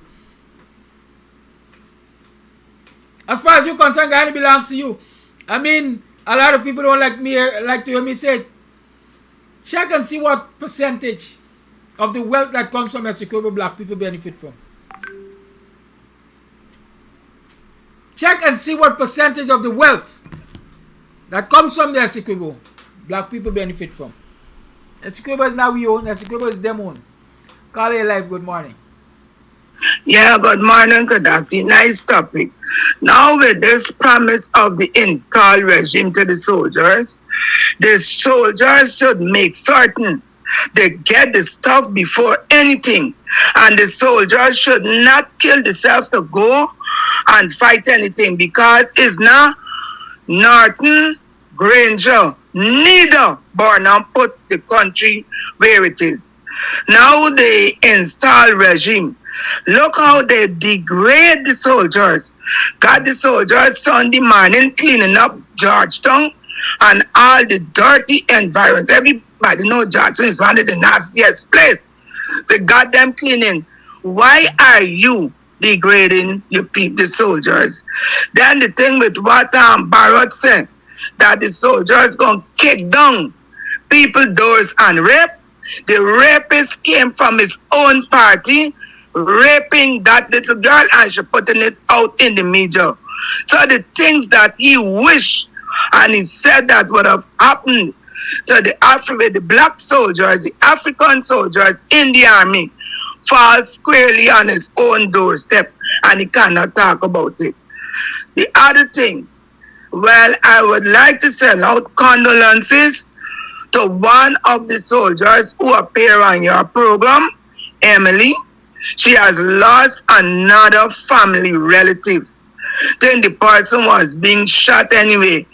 The person died yesterday at the hospital. So I stand with Emily. I don't want to go much into it. But for the year, Emily must lose over 10 family members close up. And I think that we must come out and give Emily the strength that she needs at this time, because it ain't easy for Emily and her family. The next thing with this Brian Max thing. Now you spoke about Sharma. Sharma, I give all support to, because Sharma started this Justice for All movement during the 23 years of what was going on in this country. Sharma went out there and he was a cop. We all know that Brian Max had 23 years. Then he had close to 5 years with the new government. And then we returned to, we were forced into this regime. And when at the election, people like Brian Max and Glenn Lal were up in arms with the PPP to get rid of the APNU government. They have succeeded.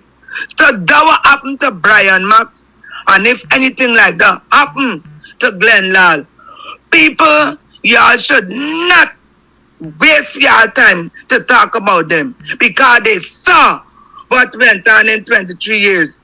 They saw what happened in the 4+ years of the APNU reign, and they were all together with joining heart, hand, and everything, every part of their being to destroy APNU.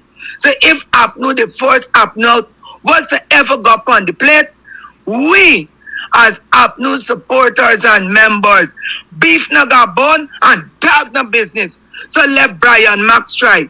Now Brian Max is trying to say he gonna talk out all the bad things. Had Brian Max and Glenn Lal been given a oil well or a oil rig, like how them 2 persons out of the country where they say it's Guyanese, hope them people get the citizenship, and the 2 Guyanese for find all the money they to get Canada, they would not have been singing against the PPP. But what happened to Brian Max them? They cast their lots. They sent out the winning horses and they failed.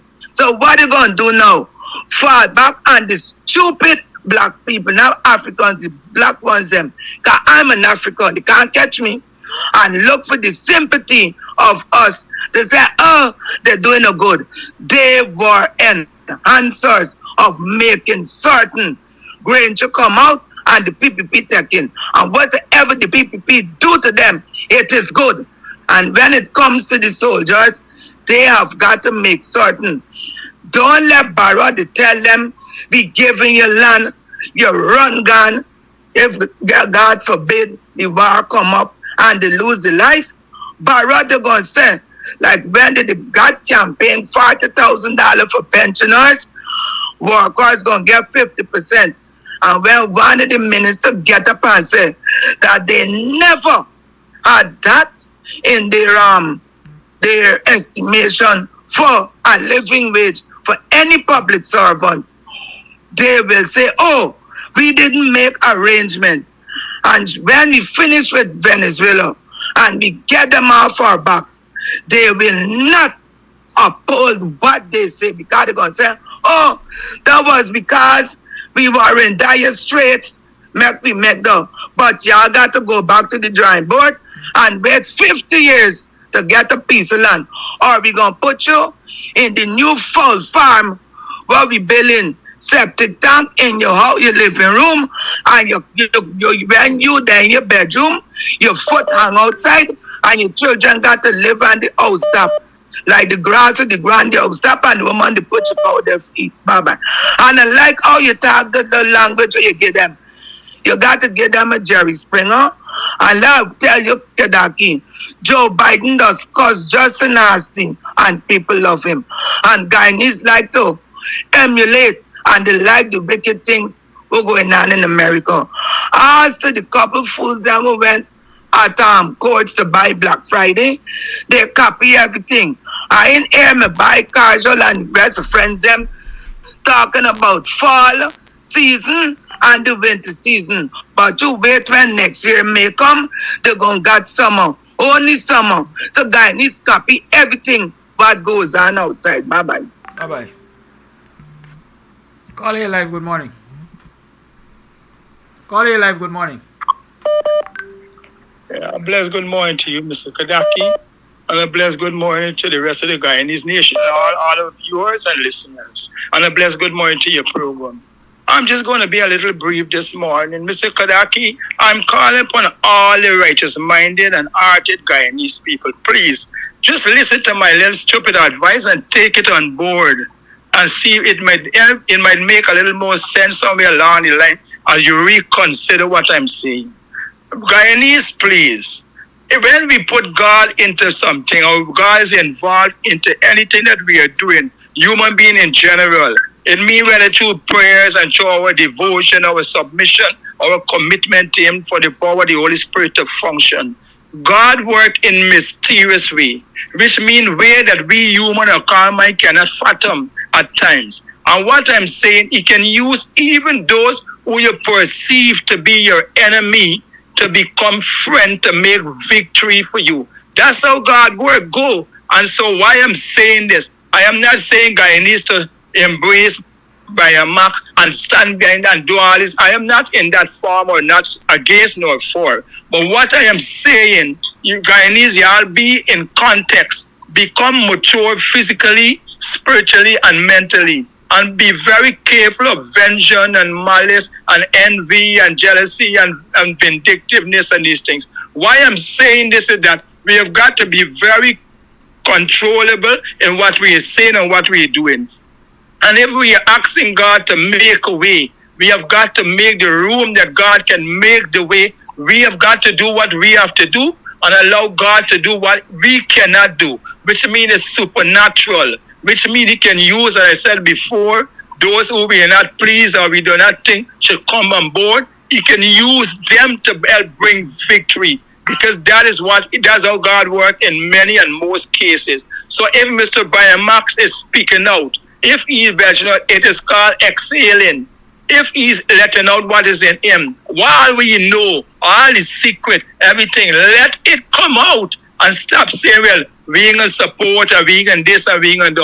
Allow it to flow, because there'll be many more who will want to come out, and then if you keep speaking in a way, they're gonna go into a shut-in. So if we want victory, victory come in different form, but we stand for what is right. We stand for righteousness, we stand for peace, we stand for love, we stand for unity, we stand for kindness, we stand for gentleness, and we stand for endure all situation of long suffering by standing up against it and do what is right, physically, spiritually, and mentally, and allow God to fight the battle. So I am saying once again to all those who are listening, that's why, Mr. Kadaki, I respect you and I admire what you're saying, because I know that's not your mentality.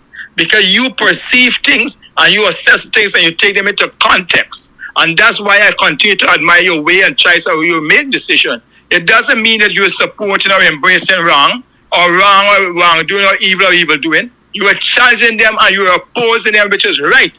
But you are using the method of righteousness in what you're doing and confronting the evil head on. And that is the right way, Guyanese. So please, when the door open, when the floodgate open, for the weapons to be come out, for things to be exposed, y'all welcome it and let it come out. I just support it, say, be a cover part of it. But encourage it and let it come out, because we need the fact. We need those who are partaking in these acts to reveal and to bring things to the table. And so I'm calling once again upon those who vote for the PPP government. I am calling upon y'all once again, look and see the difference between wickedness and righteousness, and stand up for righteousness. Unto the soldiers them, y'all take warning, come to yourself and make decisions that are wise. That's what y'all gotta do. Make the decisions that are wise. The government is what the government is doing. It's not the right thing. They are using and they are abusing your mentality. They are using and abusing the power and the privilege that was given to them, that was trusted them by the Guyanese nation. And if we continue to allow them to do it by giving in to what they are demanding in the wrong for us and using us, it will continue. So Guyanese, stand up against this thing. It's not going to be easy. We have got to confront the evil to get rid of the evil. So when God is working, allow God to work. That divine power can take control over this nation. That's why so much bloodshed is going on. Have a blessed day, Guyanese. Mr. Kadaki, once again, have a blessed day. Until your program, God bless this nation. Guyanese, stand up for what is right and challenge all what is wrong. Have a blessed day once again. Thank you, caller. Caller, live, good morning. Caller, live, good morning. Hello. Yes, good morning to you and all my black brothers and sisters in Guyana. This is Uncle Flash. My brother, stop that. The Bible said plain. You know the Bible like Flash. I study it. I preach it. The Bible said plain. You live by the sword, you perish by the sword. You do black people wrong thing will come back to you. Don't.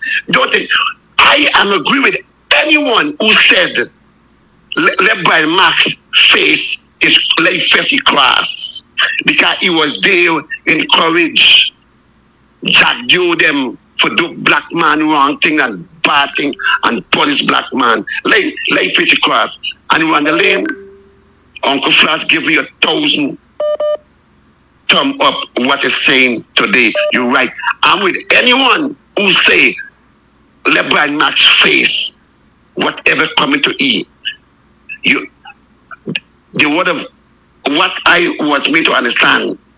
The devil just use you, abuse you, and refuse you. Jack Joe use him, abuse him, and refuse him. Let us God move on. Good morning to you and all my black brothers and sisters. This morning is my morning because I couldn't talk politics yesterday. I listened to that program yesterday with Mr. Mark program. I'm talking to all black men. You guys have to come together and put a stop to that wicked man, Jack Yosu. It is time for black people represent their mother, their daughter, their aunt, and their grandmother. Why you guys allow Jack Joe for call a female, for tell a female, a MP, what he used yesterday? Low life. What are you all waiting for again? For Eva said that all black women in Guyana is whores and thief. Come on, black men. I'm looking for see what the husband gonna do. What he gonna back the book and bring charge on him for disrespect his wife, who is an MP in Parliament. I'm looking for Civica. If he could represent a man who was accused of raping in the PPP minister, let me see what he's going to do for his wife. Oh, God of mercy. If Flash Garden was in Guyana, Flash Garden would have do something with that nonsense. It's time. I'm calling upon the opposition leader, Mr. Abinatun. You got to call upon him to apologize to that sister.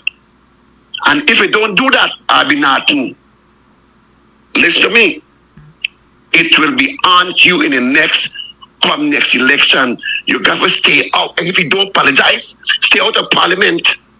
Stay out of parliament until he apologizes. He must apologize.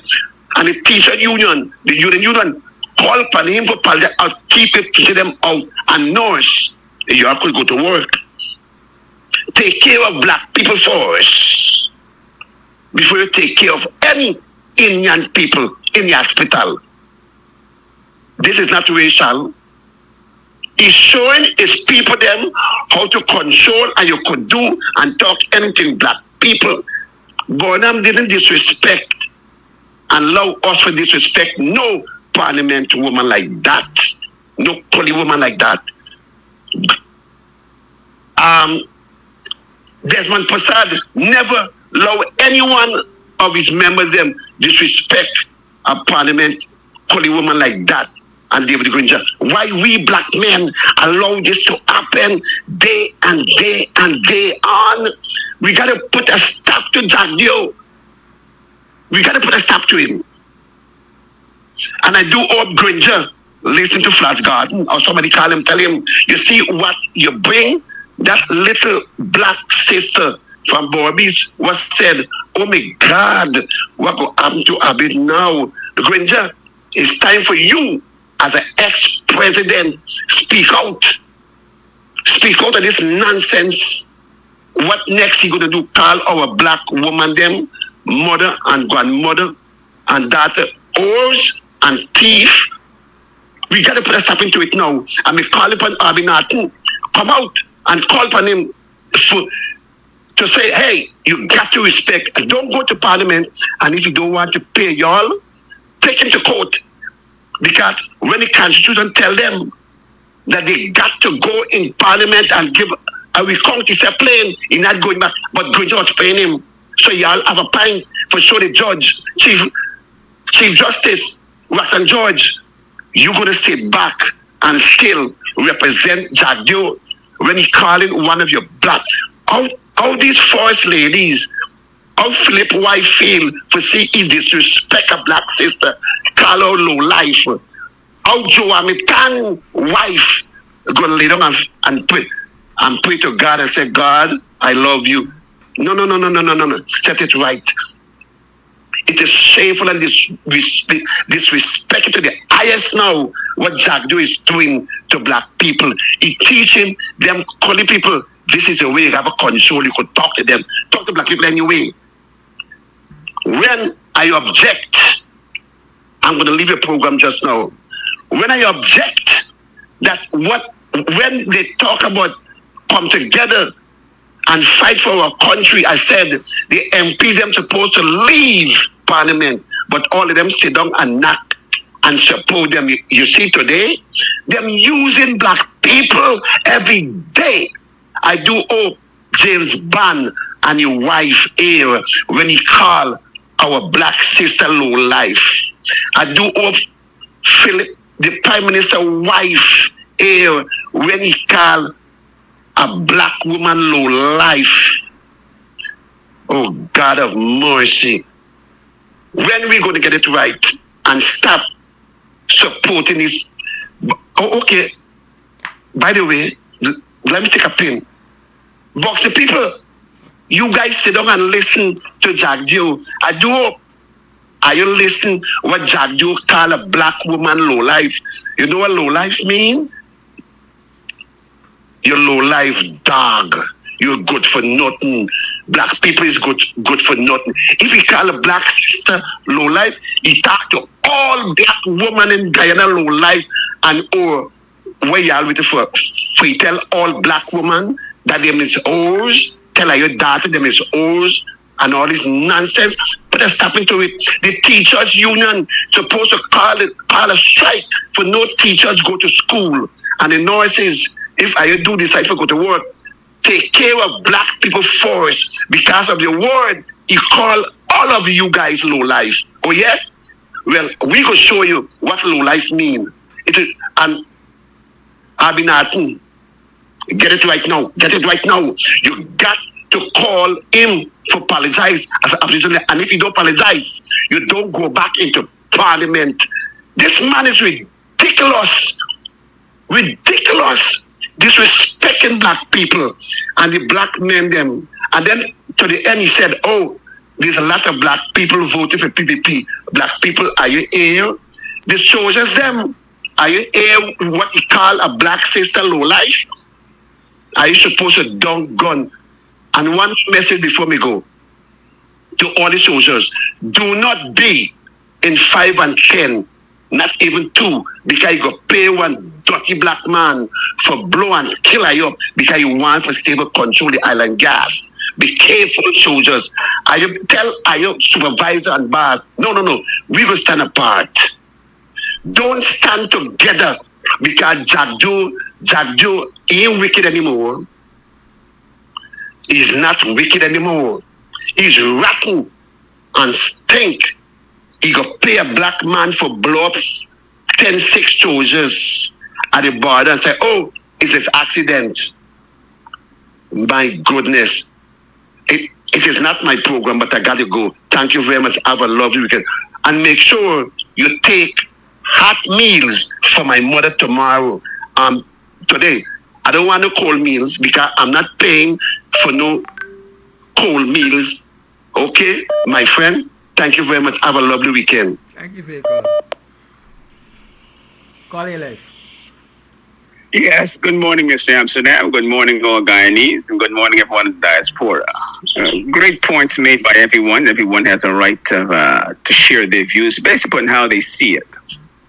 Look, what we have to understand, and this is what I'm suggesting, on the Brian Max issue, on the issue of the pushback, do we realize that Brian Max is supporting us by saying the things that he's saying? I think people are trying to say that we are crossing over to Brian Max. Brian Max has crossed over to our truth. And that's what we must understand. And that's why I said it for Christians last week in the Bible. For those who say they are Christians. When Saul was crucifying the persons who were Christians, he was on one side. And then he chose to cross over to the side and support the very same people he was crucifying. That is the logic of Christianity that Paul was trying to tell Christians. For Christians on this show, we have to understand that Brian Max did the same thing that Paul did on the road to Nineveh. Now, when we supported Shonette Bullers, it is not because we like the police who normally brutalize us in Makkah. But what we did, we supported Shonette Bullers not because she was a police, but we supported justice against anyone. That's why we say a threat to justice anywhere is a threat to justice everywhere, even in the Shonette Bullers' case. Do you understand?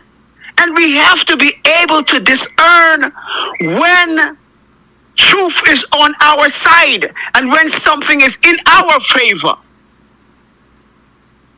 We can't support emotions because we'll never get it. We'll miss the train. Here is a man who, like Paul, has crossed over to the other side. Not Coffee saying that. Look at the videos that Brian Max made. Look at the pushback. Many of us say that we hate America, but we take the American dollar. That's another point I'm trying to show us. How we claim to hate something, but we can't wait to receive the American dollar when somebody sends it to us. A lot of us claim we hate the court, but we love when the court rules in our favor. A lot of us claim we hate the British and we hate the Americans, but we're busy breaking our necks to get their citizenship and to go over there. So we have to understand, lest we contradict ourselves. Many of us hate America, but we can't wait to get the visa to go over there. Many of us hate Brian Max, but we love the truth he's talking about. So we have to understand, lest we contradict our own cause. This is not about Brian Max. This is about the principle of the pushback. That's what this is. Point made. Thank you. Backs up in the call. Thank you. It's 26 minutes to the 9 o'clock hour. Let me say a few things quickly. I said it before. I stand with Brian Max. The enemy of my enemy is my friend. And Brian Max is helping us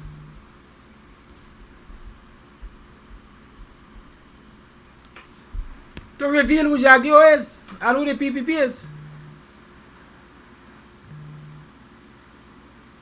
And so Jagio, if Brian Max has been close enough to the devil to get the kind of information that we can get from the devil, and the kind of information that will help us to skin up the devil, why fight with Brian Max? I ain't got no fight with Brian Max.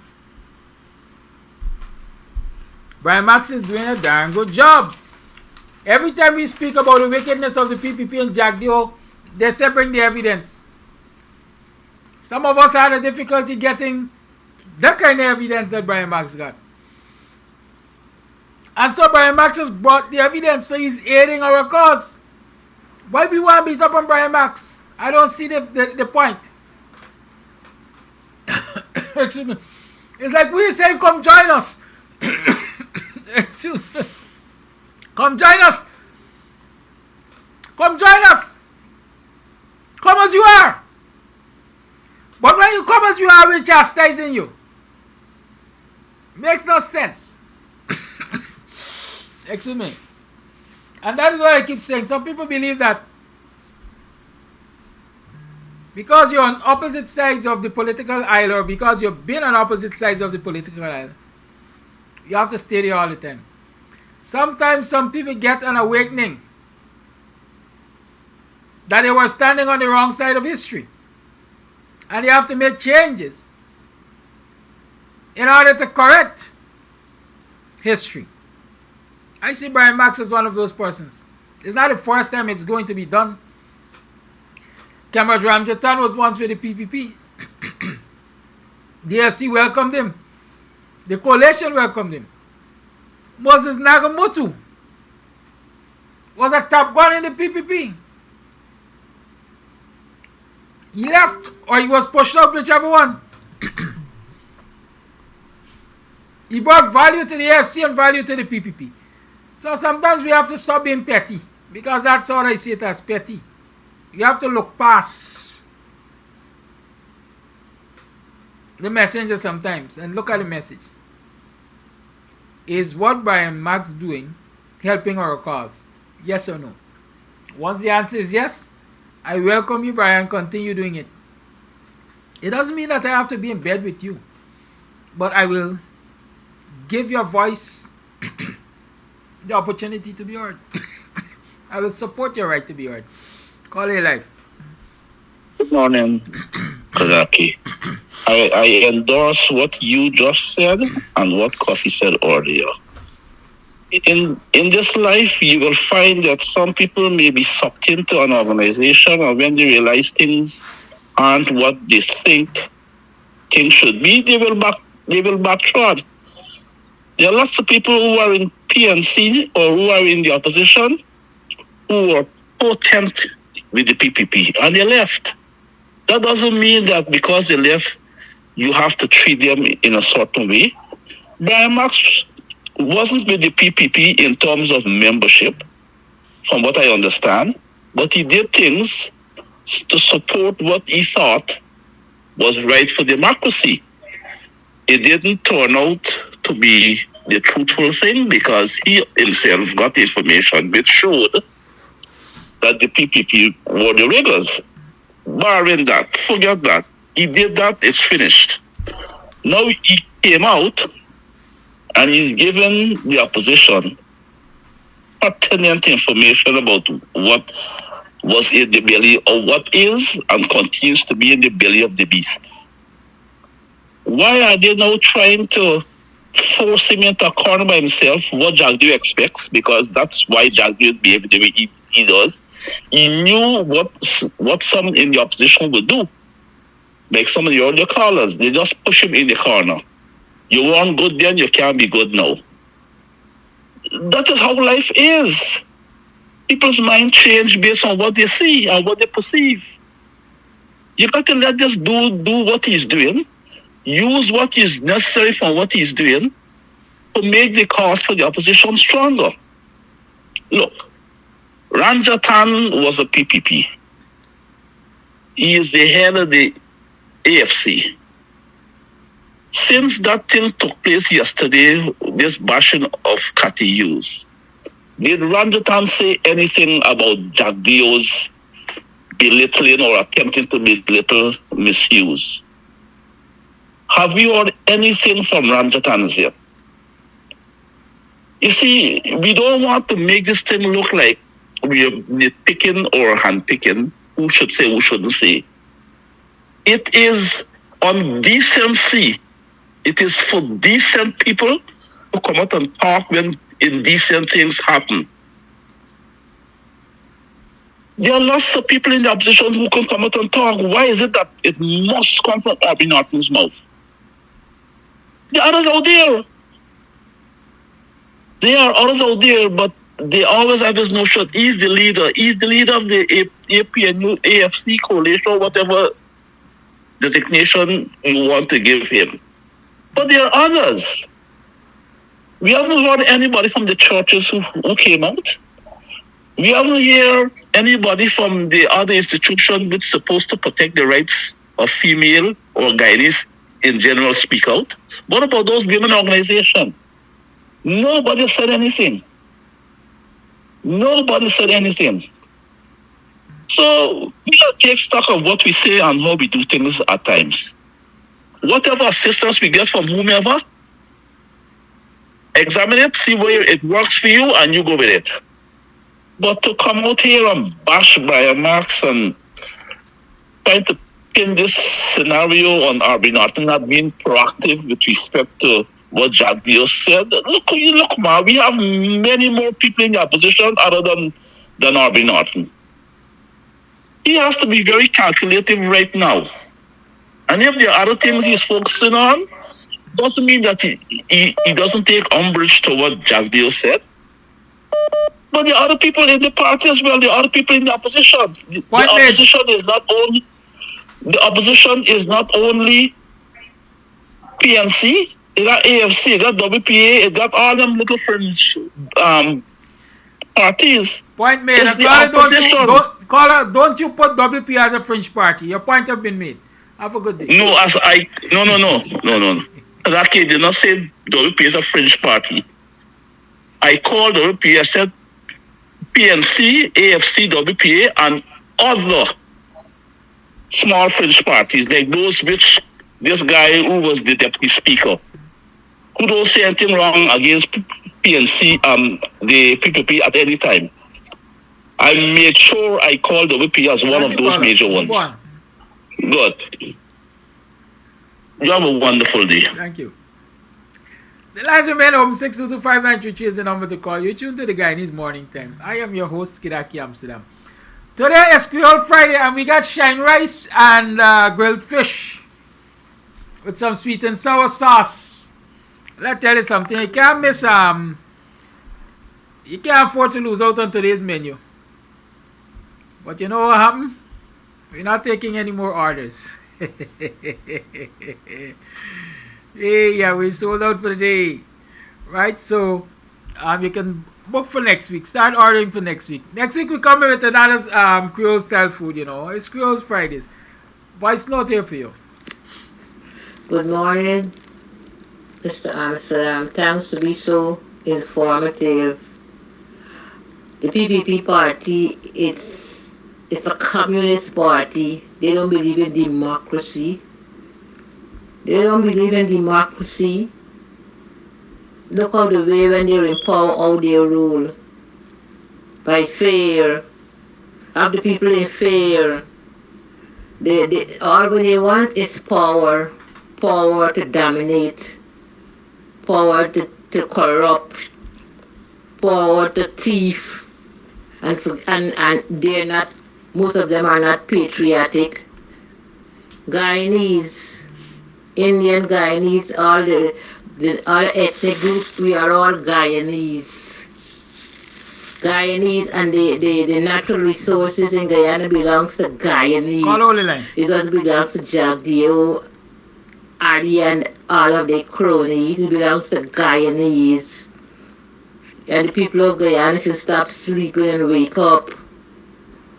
I don't know when Guyanese become so docile.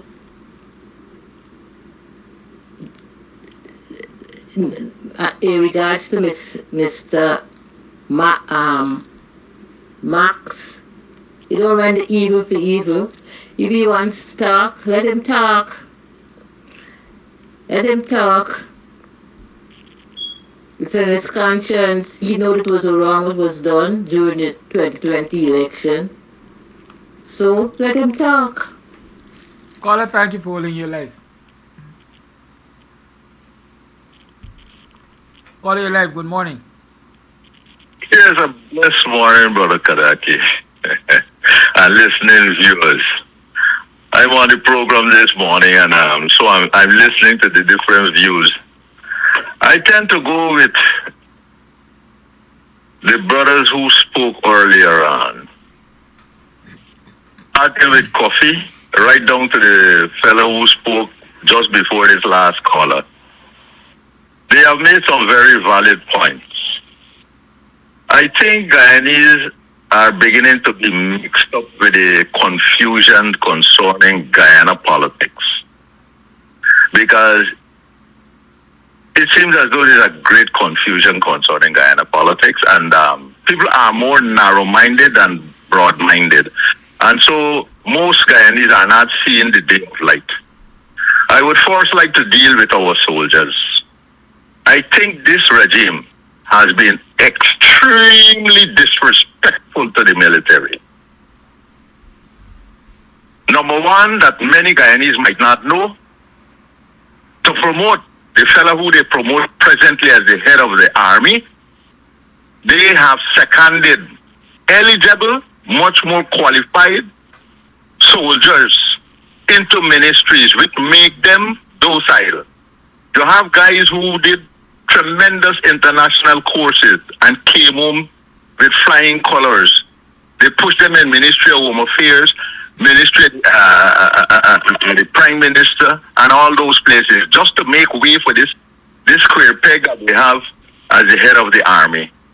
And so even to the army is in disarray. It is unfortunate, because I don't want to repeat what was being said, because all Guyanese who are following politics ought to know and have heard what Bharat has been saying, how he has been disrespectful to our military personnel. I think the military tabras, with the exception of that fella who is being placed at the top there, I don't want to call him, the tabras of the military, they should come together and make strategic demand at this point of time. It is a sad day for Guyana, and Guyana will remain sad until, by some means, this regime can be dismantled, because they are too racist, evil, and self-centered. And coming to Mr. Brian Max affair, I tend to go with those same three fellas' suggestions. APNU now has got to sit down and chart a course to deal with these whistleblowers. I don't want to call the name of APNU PNC leaders who made a mess of whistleblowers. I know many Guyanese will remember the Bakases brothers. They left them in the open until they were slaughtered. All who knows about the troubled times with Blackie right down to Feynman, all who know the facts know it was a similar thing. The other day, the milkman who said that this and that and he couldn't drink milk and what have you, he came out and made confessionary statements. APNU PNC did not pick up that man's story. If they had followed that man's story, by now you might not have had the PPP. Now here is it, you have Brian Max. And that is why I agree with those three callers. This chap was used. And now that he recognized that his tail is in fire, he is running for his life. I don't think we should totally criticize him. But we should take with a pinch of salt all the information he has to share and utilize it to destroy this evil regime that is perpetuating so much evil within this country. You know. So it's a sad day for Guyana, and I only hope that the people of Guyana, and I'm calling on those who said that they are men of liberators of democracy, all those shameless scoundrels, I hope they start putting on their hats and try to be honest. And for the supporters of the PPP, who are roughly about 95% of this country, I hope they learn their lesson and begin to turn their backs for the betterment of Guyana. Because I keep preaching to my fellow Guyanese, this thing is not about Koliak. This thing is about what is good for this country. And I'm calling especially on my Indian brothers to stop your racist way of thinking. Because at the end of the day, we are all in the same boat. Do we want our wives and daughters to become whores, our sons to become criminals and drug addicts? It's time for Guyanese to come together and think and act collectively. May God bless Guyana. Have a blessed day. Thank you. There should be mutiny? Is that what I'm hearing? I'm all for telling the PPP, fix it. Or go to the bar yourself. Why not? Mr. Morning. For me, one. Black people is hungry belly. We is a low life. And all these things. We hungry and we is a low life. So these people these boys and girls from the army can't go to the bar though. Because they're hungry. Them is a low life. Why send them to the bar though? Why you want to give the best? There's no time to give the best. I keep saying let it go at Bath Settlement and bring out them coolie there. They got no cutlass and put them by the bar though. I got a brother is a lieutenant. I get another brother is a captain and I get two sons in line inside of there. I watch them to see what they're going to do if they're playing hero for go to the bar though. For a house lot. We ain't even know if you could build a house on it. A house lot we're supposed to entitle to. So they're bribing. But you know what? We like take bribe. We like take hand me down things them. Let us collect them coolie people from Bath Settlement and carry them to the bar though. We don't have time with her. I remember that we're hungry and we're low life. Brian, it's a shame on you, Mr. Amsterdam. You should be promoting you should be promoting unity. Yeah? Just do as the Romans do.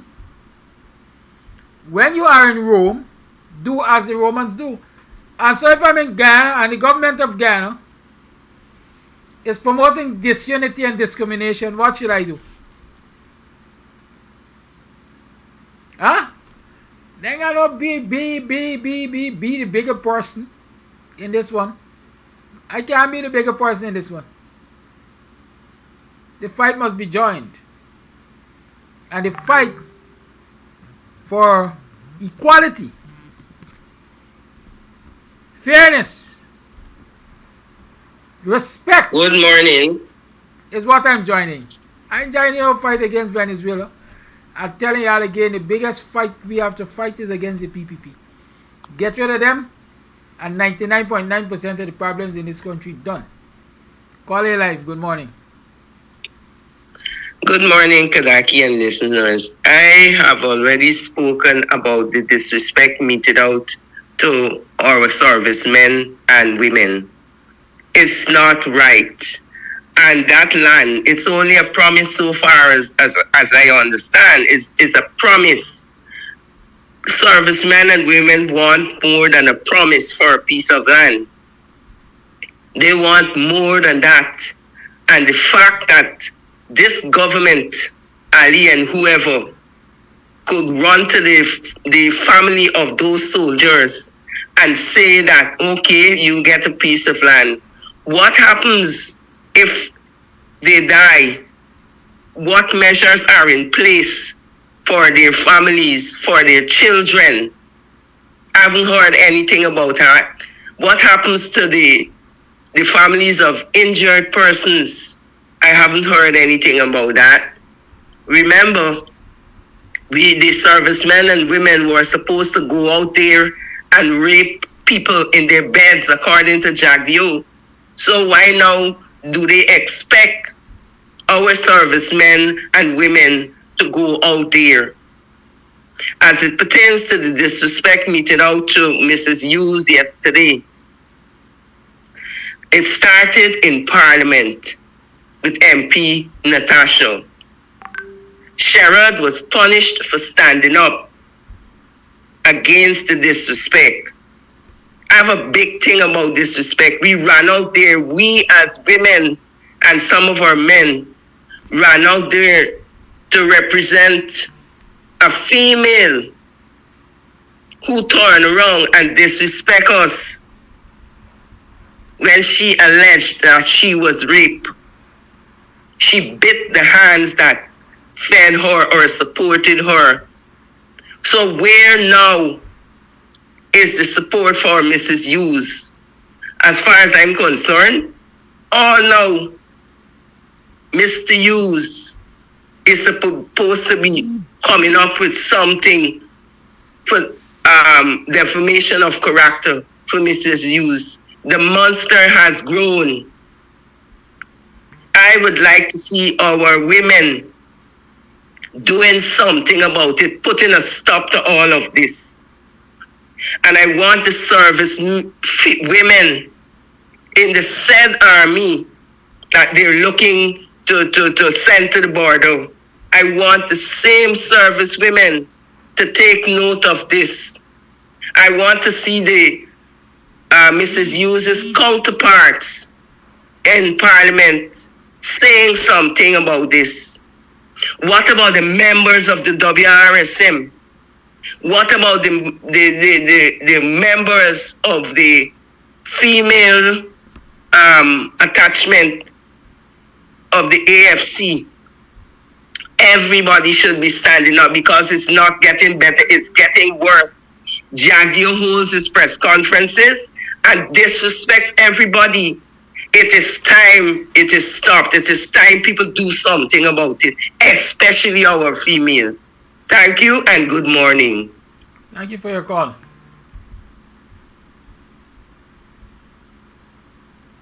Got nobody. I got some money 'cause I just got paid. Now how I wish I had someone. Another Saturday night when I ain't got nobody.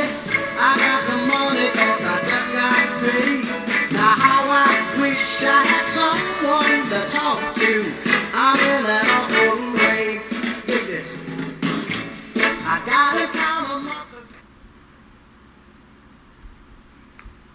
It is now 2 minutes to the 9 o'clock hour. We have a number of voice notes to play, so I'll be taking no more calls. Let's get the voice notes out of the way.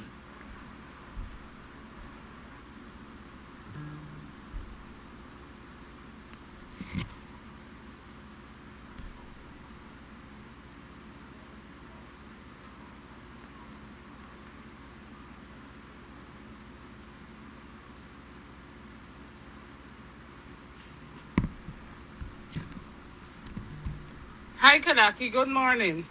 I just want to set the record straight. Now, I hear people going around about if I promised to give soldiers land. Irfan instead he giving them no land, he said he got expedite the process. That means if you was there long waiting, he got push the process so you can get your land faster. He said nothing but paying and giving land free. So if the soldier managed out of the little paltry money that he working for, he managed to get a little $300,000-$400,000 saved, he still got to dig out there for go and pay for the land. So if he dead, I know where part to get him money from to actually build the house. So, I mean, this is the lowest of disrespect. The lowest of lowest. I agree again. Ditto.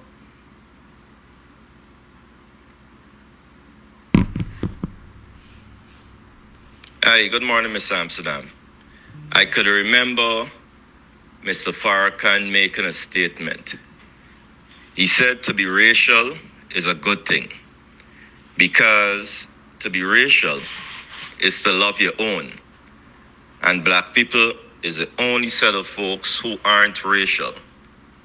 We love everybody else except our own. I say that to say this. Our sister was delegated by the vice president yesterday. And so far, we have not seen overwhelming condemnation on this matter. It has not been carried by the media.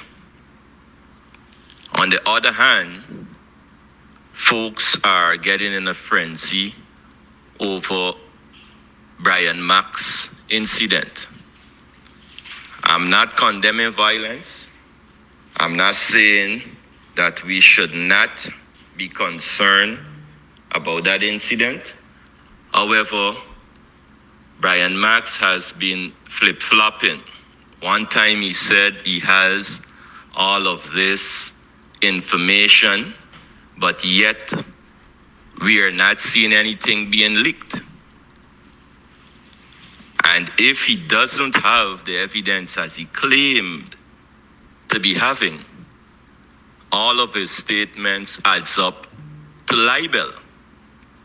So Brian has to sort that out with the folks he has an issue with. In addition to that, this old Brian Max saga seems to be a show, and that is in my view, because the same day he went to the station, Critic was running a live parallel following him. So apparently he was being staked out. Again, they have to sort that out. But for now, we have to rally around our sister who was defamed on national television. We have to rally around her. We have to protect our sisters. We have to protect our women. And that should be utmost priority for not just the opposition, but any right-minded, right-thinking, and right-minded individual. Thank you. Thank you for your call. Your voice note. Let me see if there are any others.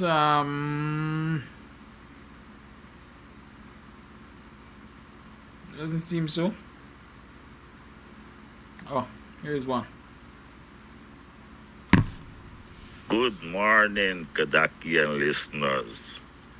Black people, black people, black people, y'all got to listen to Flash Garden Bible all the time.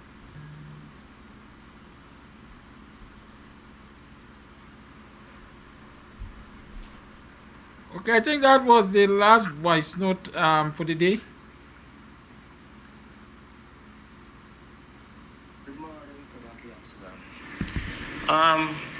Concern. It's not the same oil company was in Venezuela in the 1980s. And they tout Chavez and them as dictator when them can't get a thing. It's not the same oil company in Guyana now that announced they found how much well of oil. Did they really find the amount of oil in Guyana? The same people them who are Barrett supposed to go and meet.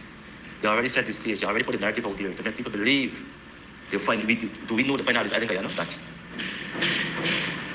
them people Venezuela know. Them people never been sort of stores Guyanese before. But they know because these people were playing the villain game, they know that. They know what they're doing. At the end of the day, they make care how they get the oil. They make care who then. Guyana is below sea level. Look at Guyana on the waterfront. We can't handle no war in Guyana. We live on the coastline. So the people know what Barrett got meet was saying that they will come for defend we. Them is the people causing the problem. Them is the people who want the people oil. That's the number one reserve in the world. You understand?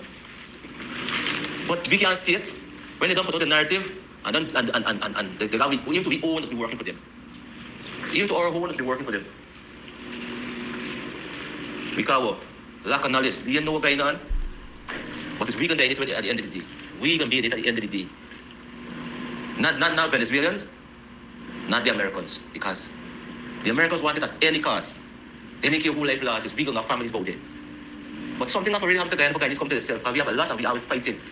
Everything is race. People flying home to Guyana just because they want voting a certain year and all kind of nonsense for years. Something not happen to Guyana. Guyanese are the one people you could see around when you go around this world. Guyanese is one people you see don't stand for nothing. Everything become a camp. Look, the girls killing up the Melibus showing you the house in fraud in Guyana there. Okay, and look at the comments. People rather ride with the person them with teeth in. Look at the comments them. Something that happen to Guyana, so much this way it takes, so Guyanese get to wake up and we get too much with so little people, and we got bigger politicians keep manipulating us all the time, and all some of we seen is just race. Them people want the island. Look, it's only God who come and tell me and show me that they found so much island in Guyana. It's long them people want them people think. And when they can't get it, they talk to a dictator and all them kind of thing, and got the narrative out there for make people believe. They say you can fool somebody, you can't fool all. Thank you for that voice note. At 6 minutes past the 9 o'clock hour, you tune to the Guyanese Morning Time. Remember, it's karaoke night tonight. Yes, at Club Twilight, so come on down. And let's have a good time tonight at Club Twilight. You know, I'm going to repeat. The enemy of my enemy is my friend. It doesn't mean I have to be in bed with him or her. We don't even have to share a meal. I just welcome the support. Good? Let's keep that in mind. I see Coffee has sent a partial assessment of me as host. I wonder if I should share it publicly. I don't know what it says, but y'all listen to it. Morning, Mr. Kadaki. As of recently, I've noticed you've taken on this thing about determining when you think a person has made a point, and you don't know what the person's point is or what the person's second point may be. But you normally jump out there and try to determine the person's thought process. You've been wrong at least 4 times already on that. I can remind you when I was talking to Dr. Hines just recently on an issue concerning Van Charles and Venezuela. You jumped out on that and you were you're way off. I remember the time I was talking about constructive opposition. You tried to stop me then. And had I allowed you to stop me, I wouldn't have been able to make my point. The greater point. And there was another time when I was talking to Trevor Ben about laws which you had no idea about concerning how unions can be used in CARICOM. And as a matter of fact, right now, CARICOM business can even go to Africa recently on the same Treaty of Chagaramas. But you had no idea of these things, and you tried to lock me down. Right? So you've got this frequent way of thinking you could determine what's in a person's head when a person's making a point. I do notice that a lot of people call the show, they're not making much pertinent sense to the topic. And you don't say nothing to them. But you said you want quality, you want something fresh. When people bring you something fresh, if you don't seem to be able to know about it for whatever reason, you try to lock us down. I just want to bring that to your attention. I don't know why it is that you're doing that, if you're unconsciously doing that, or you think it's the trending thing to do. It's your show. But if a person is making a point, and sometimes, oftentimes, a point has several clauses to a point. Now, I know time is of a constraint. But in these instances, time was not of the constraint. Right? And oftentimes, I must say, when a person is making a point, you may only hear one element of the point. And there's another element that follows the point. And you just jump up and say, point made. I'm like, now to be respectful to the narrator, you don't want to get into an argument with the narrator because, we all trying to be on one page, one accord. Right? I mean, you come across as very arrogant and then end up at the end of it, it doesn't really serve your purpose because you end up showing that you're not fully informed on the issue. Right? And that's to your own doing. Several instances you've done that, whereby you try to stop a person from speaking, and when the person continues speaking, you realize there's a whole lot of other stuff left to be said on the subject to really bring the subject full circle. So I think sometimes you need to step back and take assessment of yourself, brother, right? No hard feelings, but I mean, when you have a show and people are bringing pertinent information, it's not for you to decide how pertinent it is, right? But again, of course, you can choose to decide. But if a person is freely speaking on a Free Talk Friday, then allow the person to freely speak on the subject. Now, you may say that a person may be repetitive, but a lot of persons who you let ramble on the phone are repetitive. But hey, it's free speech. And you yourself come back and say sometimes, man, y'all gotta come with something fresh. Come with something, pertinent, relative to the subject. Because you yourself recognize that a lot of these people just calling and just, they're all over the place.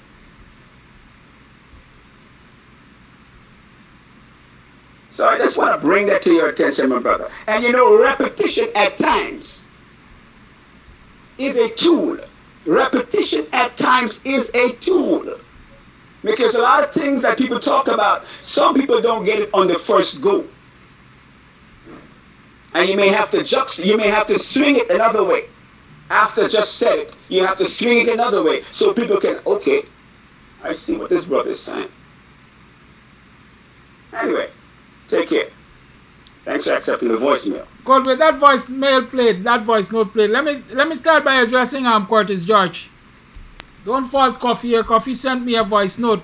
I suspected it might have been private. I chose to play it so that everybody can hear Coffee's assessment of the host. I tell y'all, I don't got nothing to hide in my closets. I'm as public can be. And so once it is an assessment of the host, I think everybody has a right to hear that assessment. Because the host is not hosting for himself. The host is hosting for the public. It's a public show. And that is why I went about and I played it. Let me start by saying this. I'm the host. I make the judgment call as to when a caller has had enough time. And viewers also make the judgment call as to whether or not the caller has made his point. Coffee has indicated something very important: repetition. We do not have the luxury of repetition. There are time constraints in these programs. We don't have the luxury of repetition. And Coffee will call this program and he can give 40 examples to illustrate one point. We don't have the luxury. He's going to repeat the same thing in different angles. We don't have that luxury. And so when I find him doing that or anybody doing that, I said point made. Because we have already gotten the point already. We're not dimwits.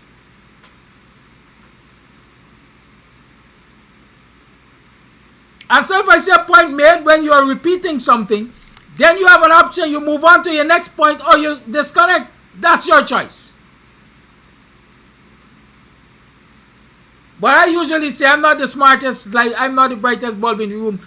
I'm not the custodian of all knowledge. But all them bright boys must stop sometimes, check themselves, and adjust the brightness. Because we ain't got all day to accommodate the brightness. I see people are agreeing with Coffee. You have a right to agree with Coffee. Coffee brings good points. But one of the things I've said before is if as a presenter, you don't understand the importance of the attention span of viewers and listeners, and those who you seek to convince with your information, you are going to lose them. I can tell you from where I sit, there's some people who tune out of this program once Coffee comes on. Right? And I'm not hitting Coffee, I'm making a general point. So you ought to understand.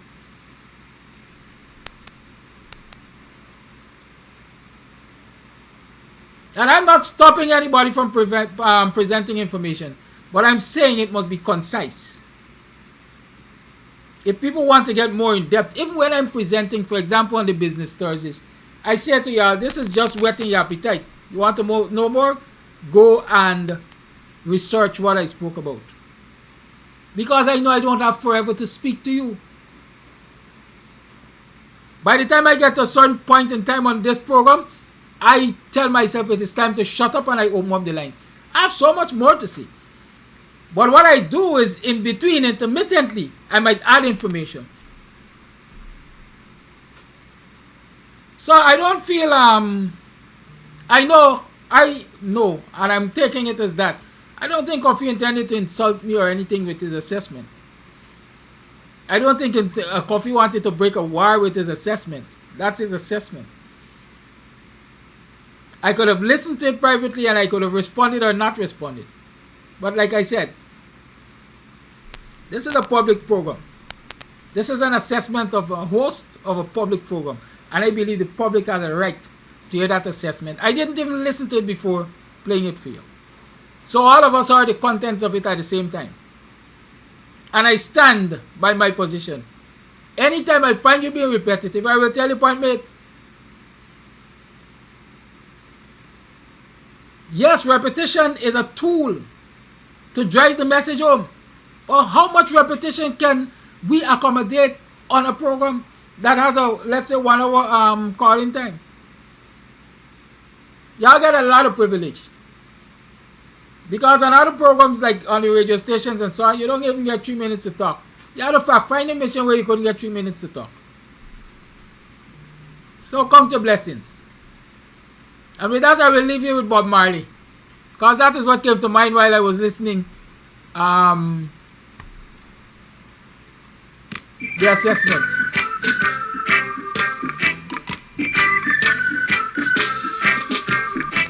Check out the real situation. Nation war against nation.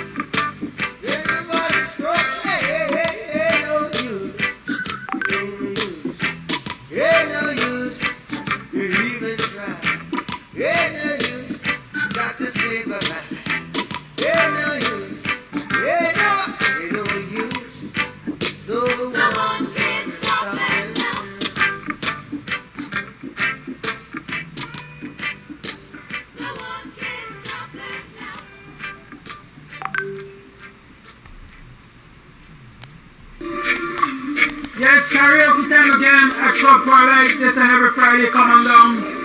Enjoy the good vibes with Cinnamon One Man Band and Kams Audio. Admission is free. Yes, this and every Friday night, it's karaoke time. Club Twilight, Skyline Dam, BUXTON North. Musical accompaniment by Cinnamon One Man Band and popular stereo songs, popular DJ, Kams Audio. It's gonna be a movie, man. I'm Jamaican boy, born and raised. Nowadays I'm lost between two shores. LA's mine, but it ain't home. New York is home, but it ain't mine no more. The problem we have now is show up. Yes, karaoke time again at Club Twilight. This and every Friday, come on down. Enjoy the good vibes of Cinnamon One Man Band and Kams Audio. Admission is free. Yes, this and every Friday night, it's karaoke time. Club Twilight, Skyline Dam, BUXTON North. Musical accompaniment by Cinnamon One Man Band and popular stereo songs, popular DJ, Kams Audio. It's gonna be a movie, man.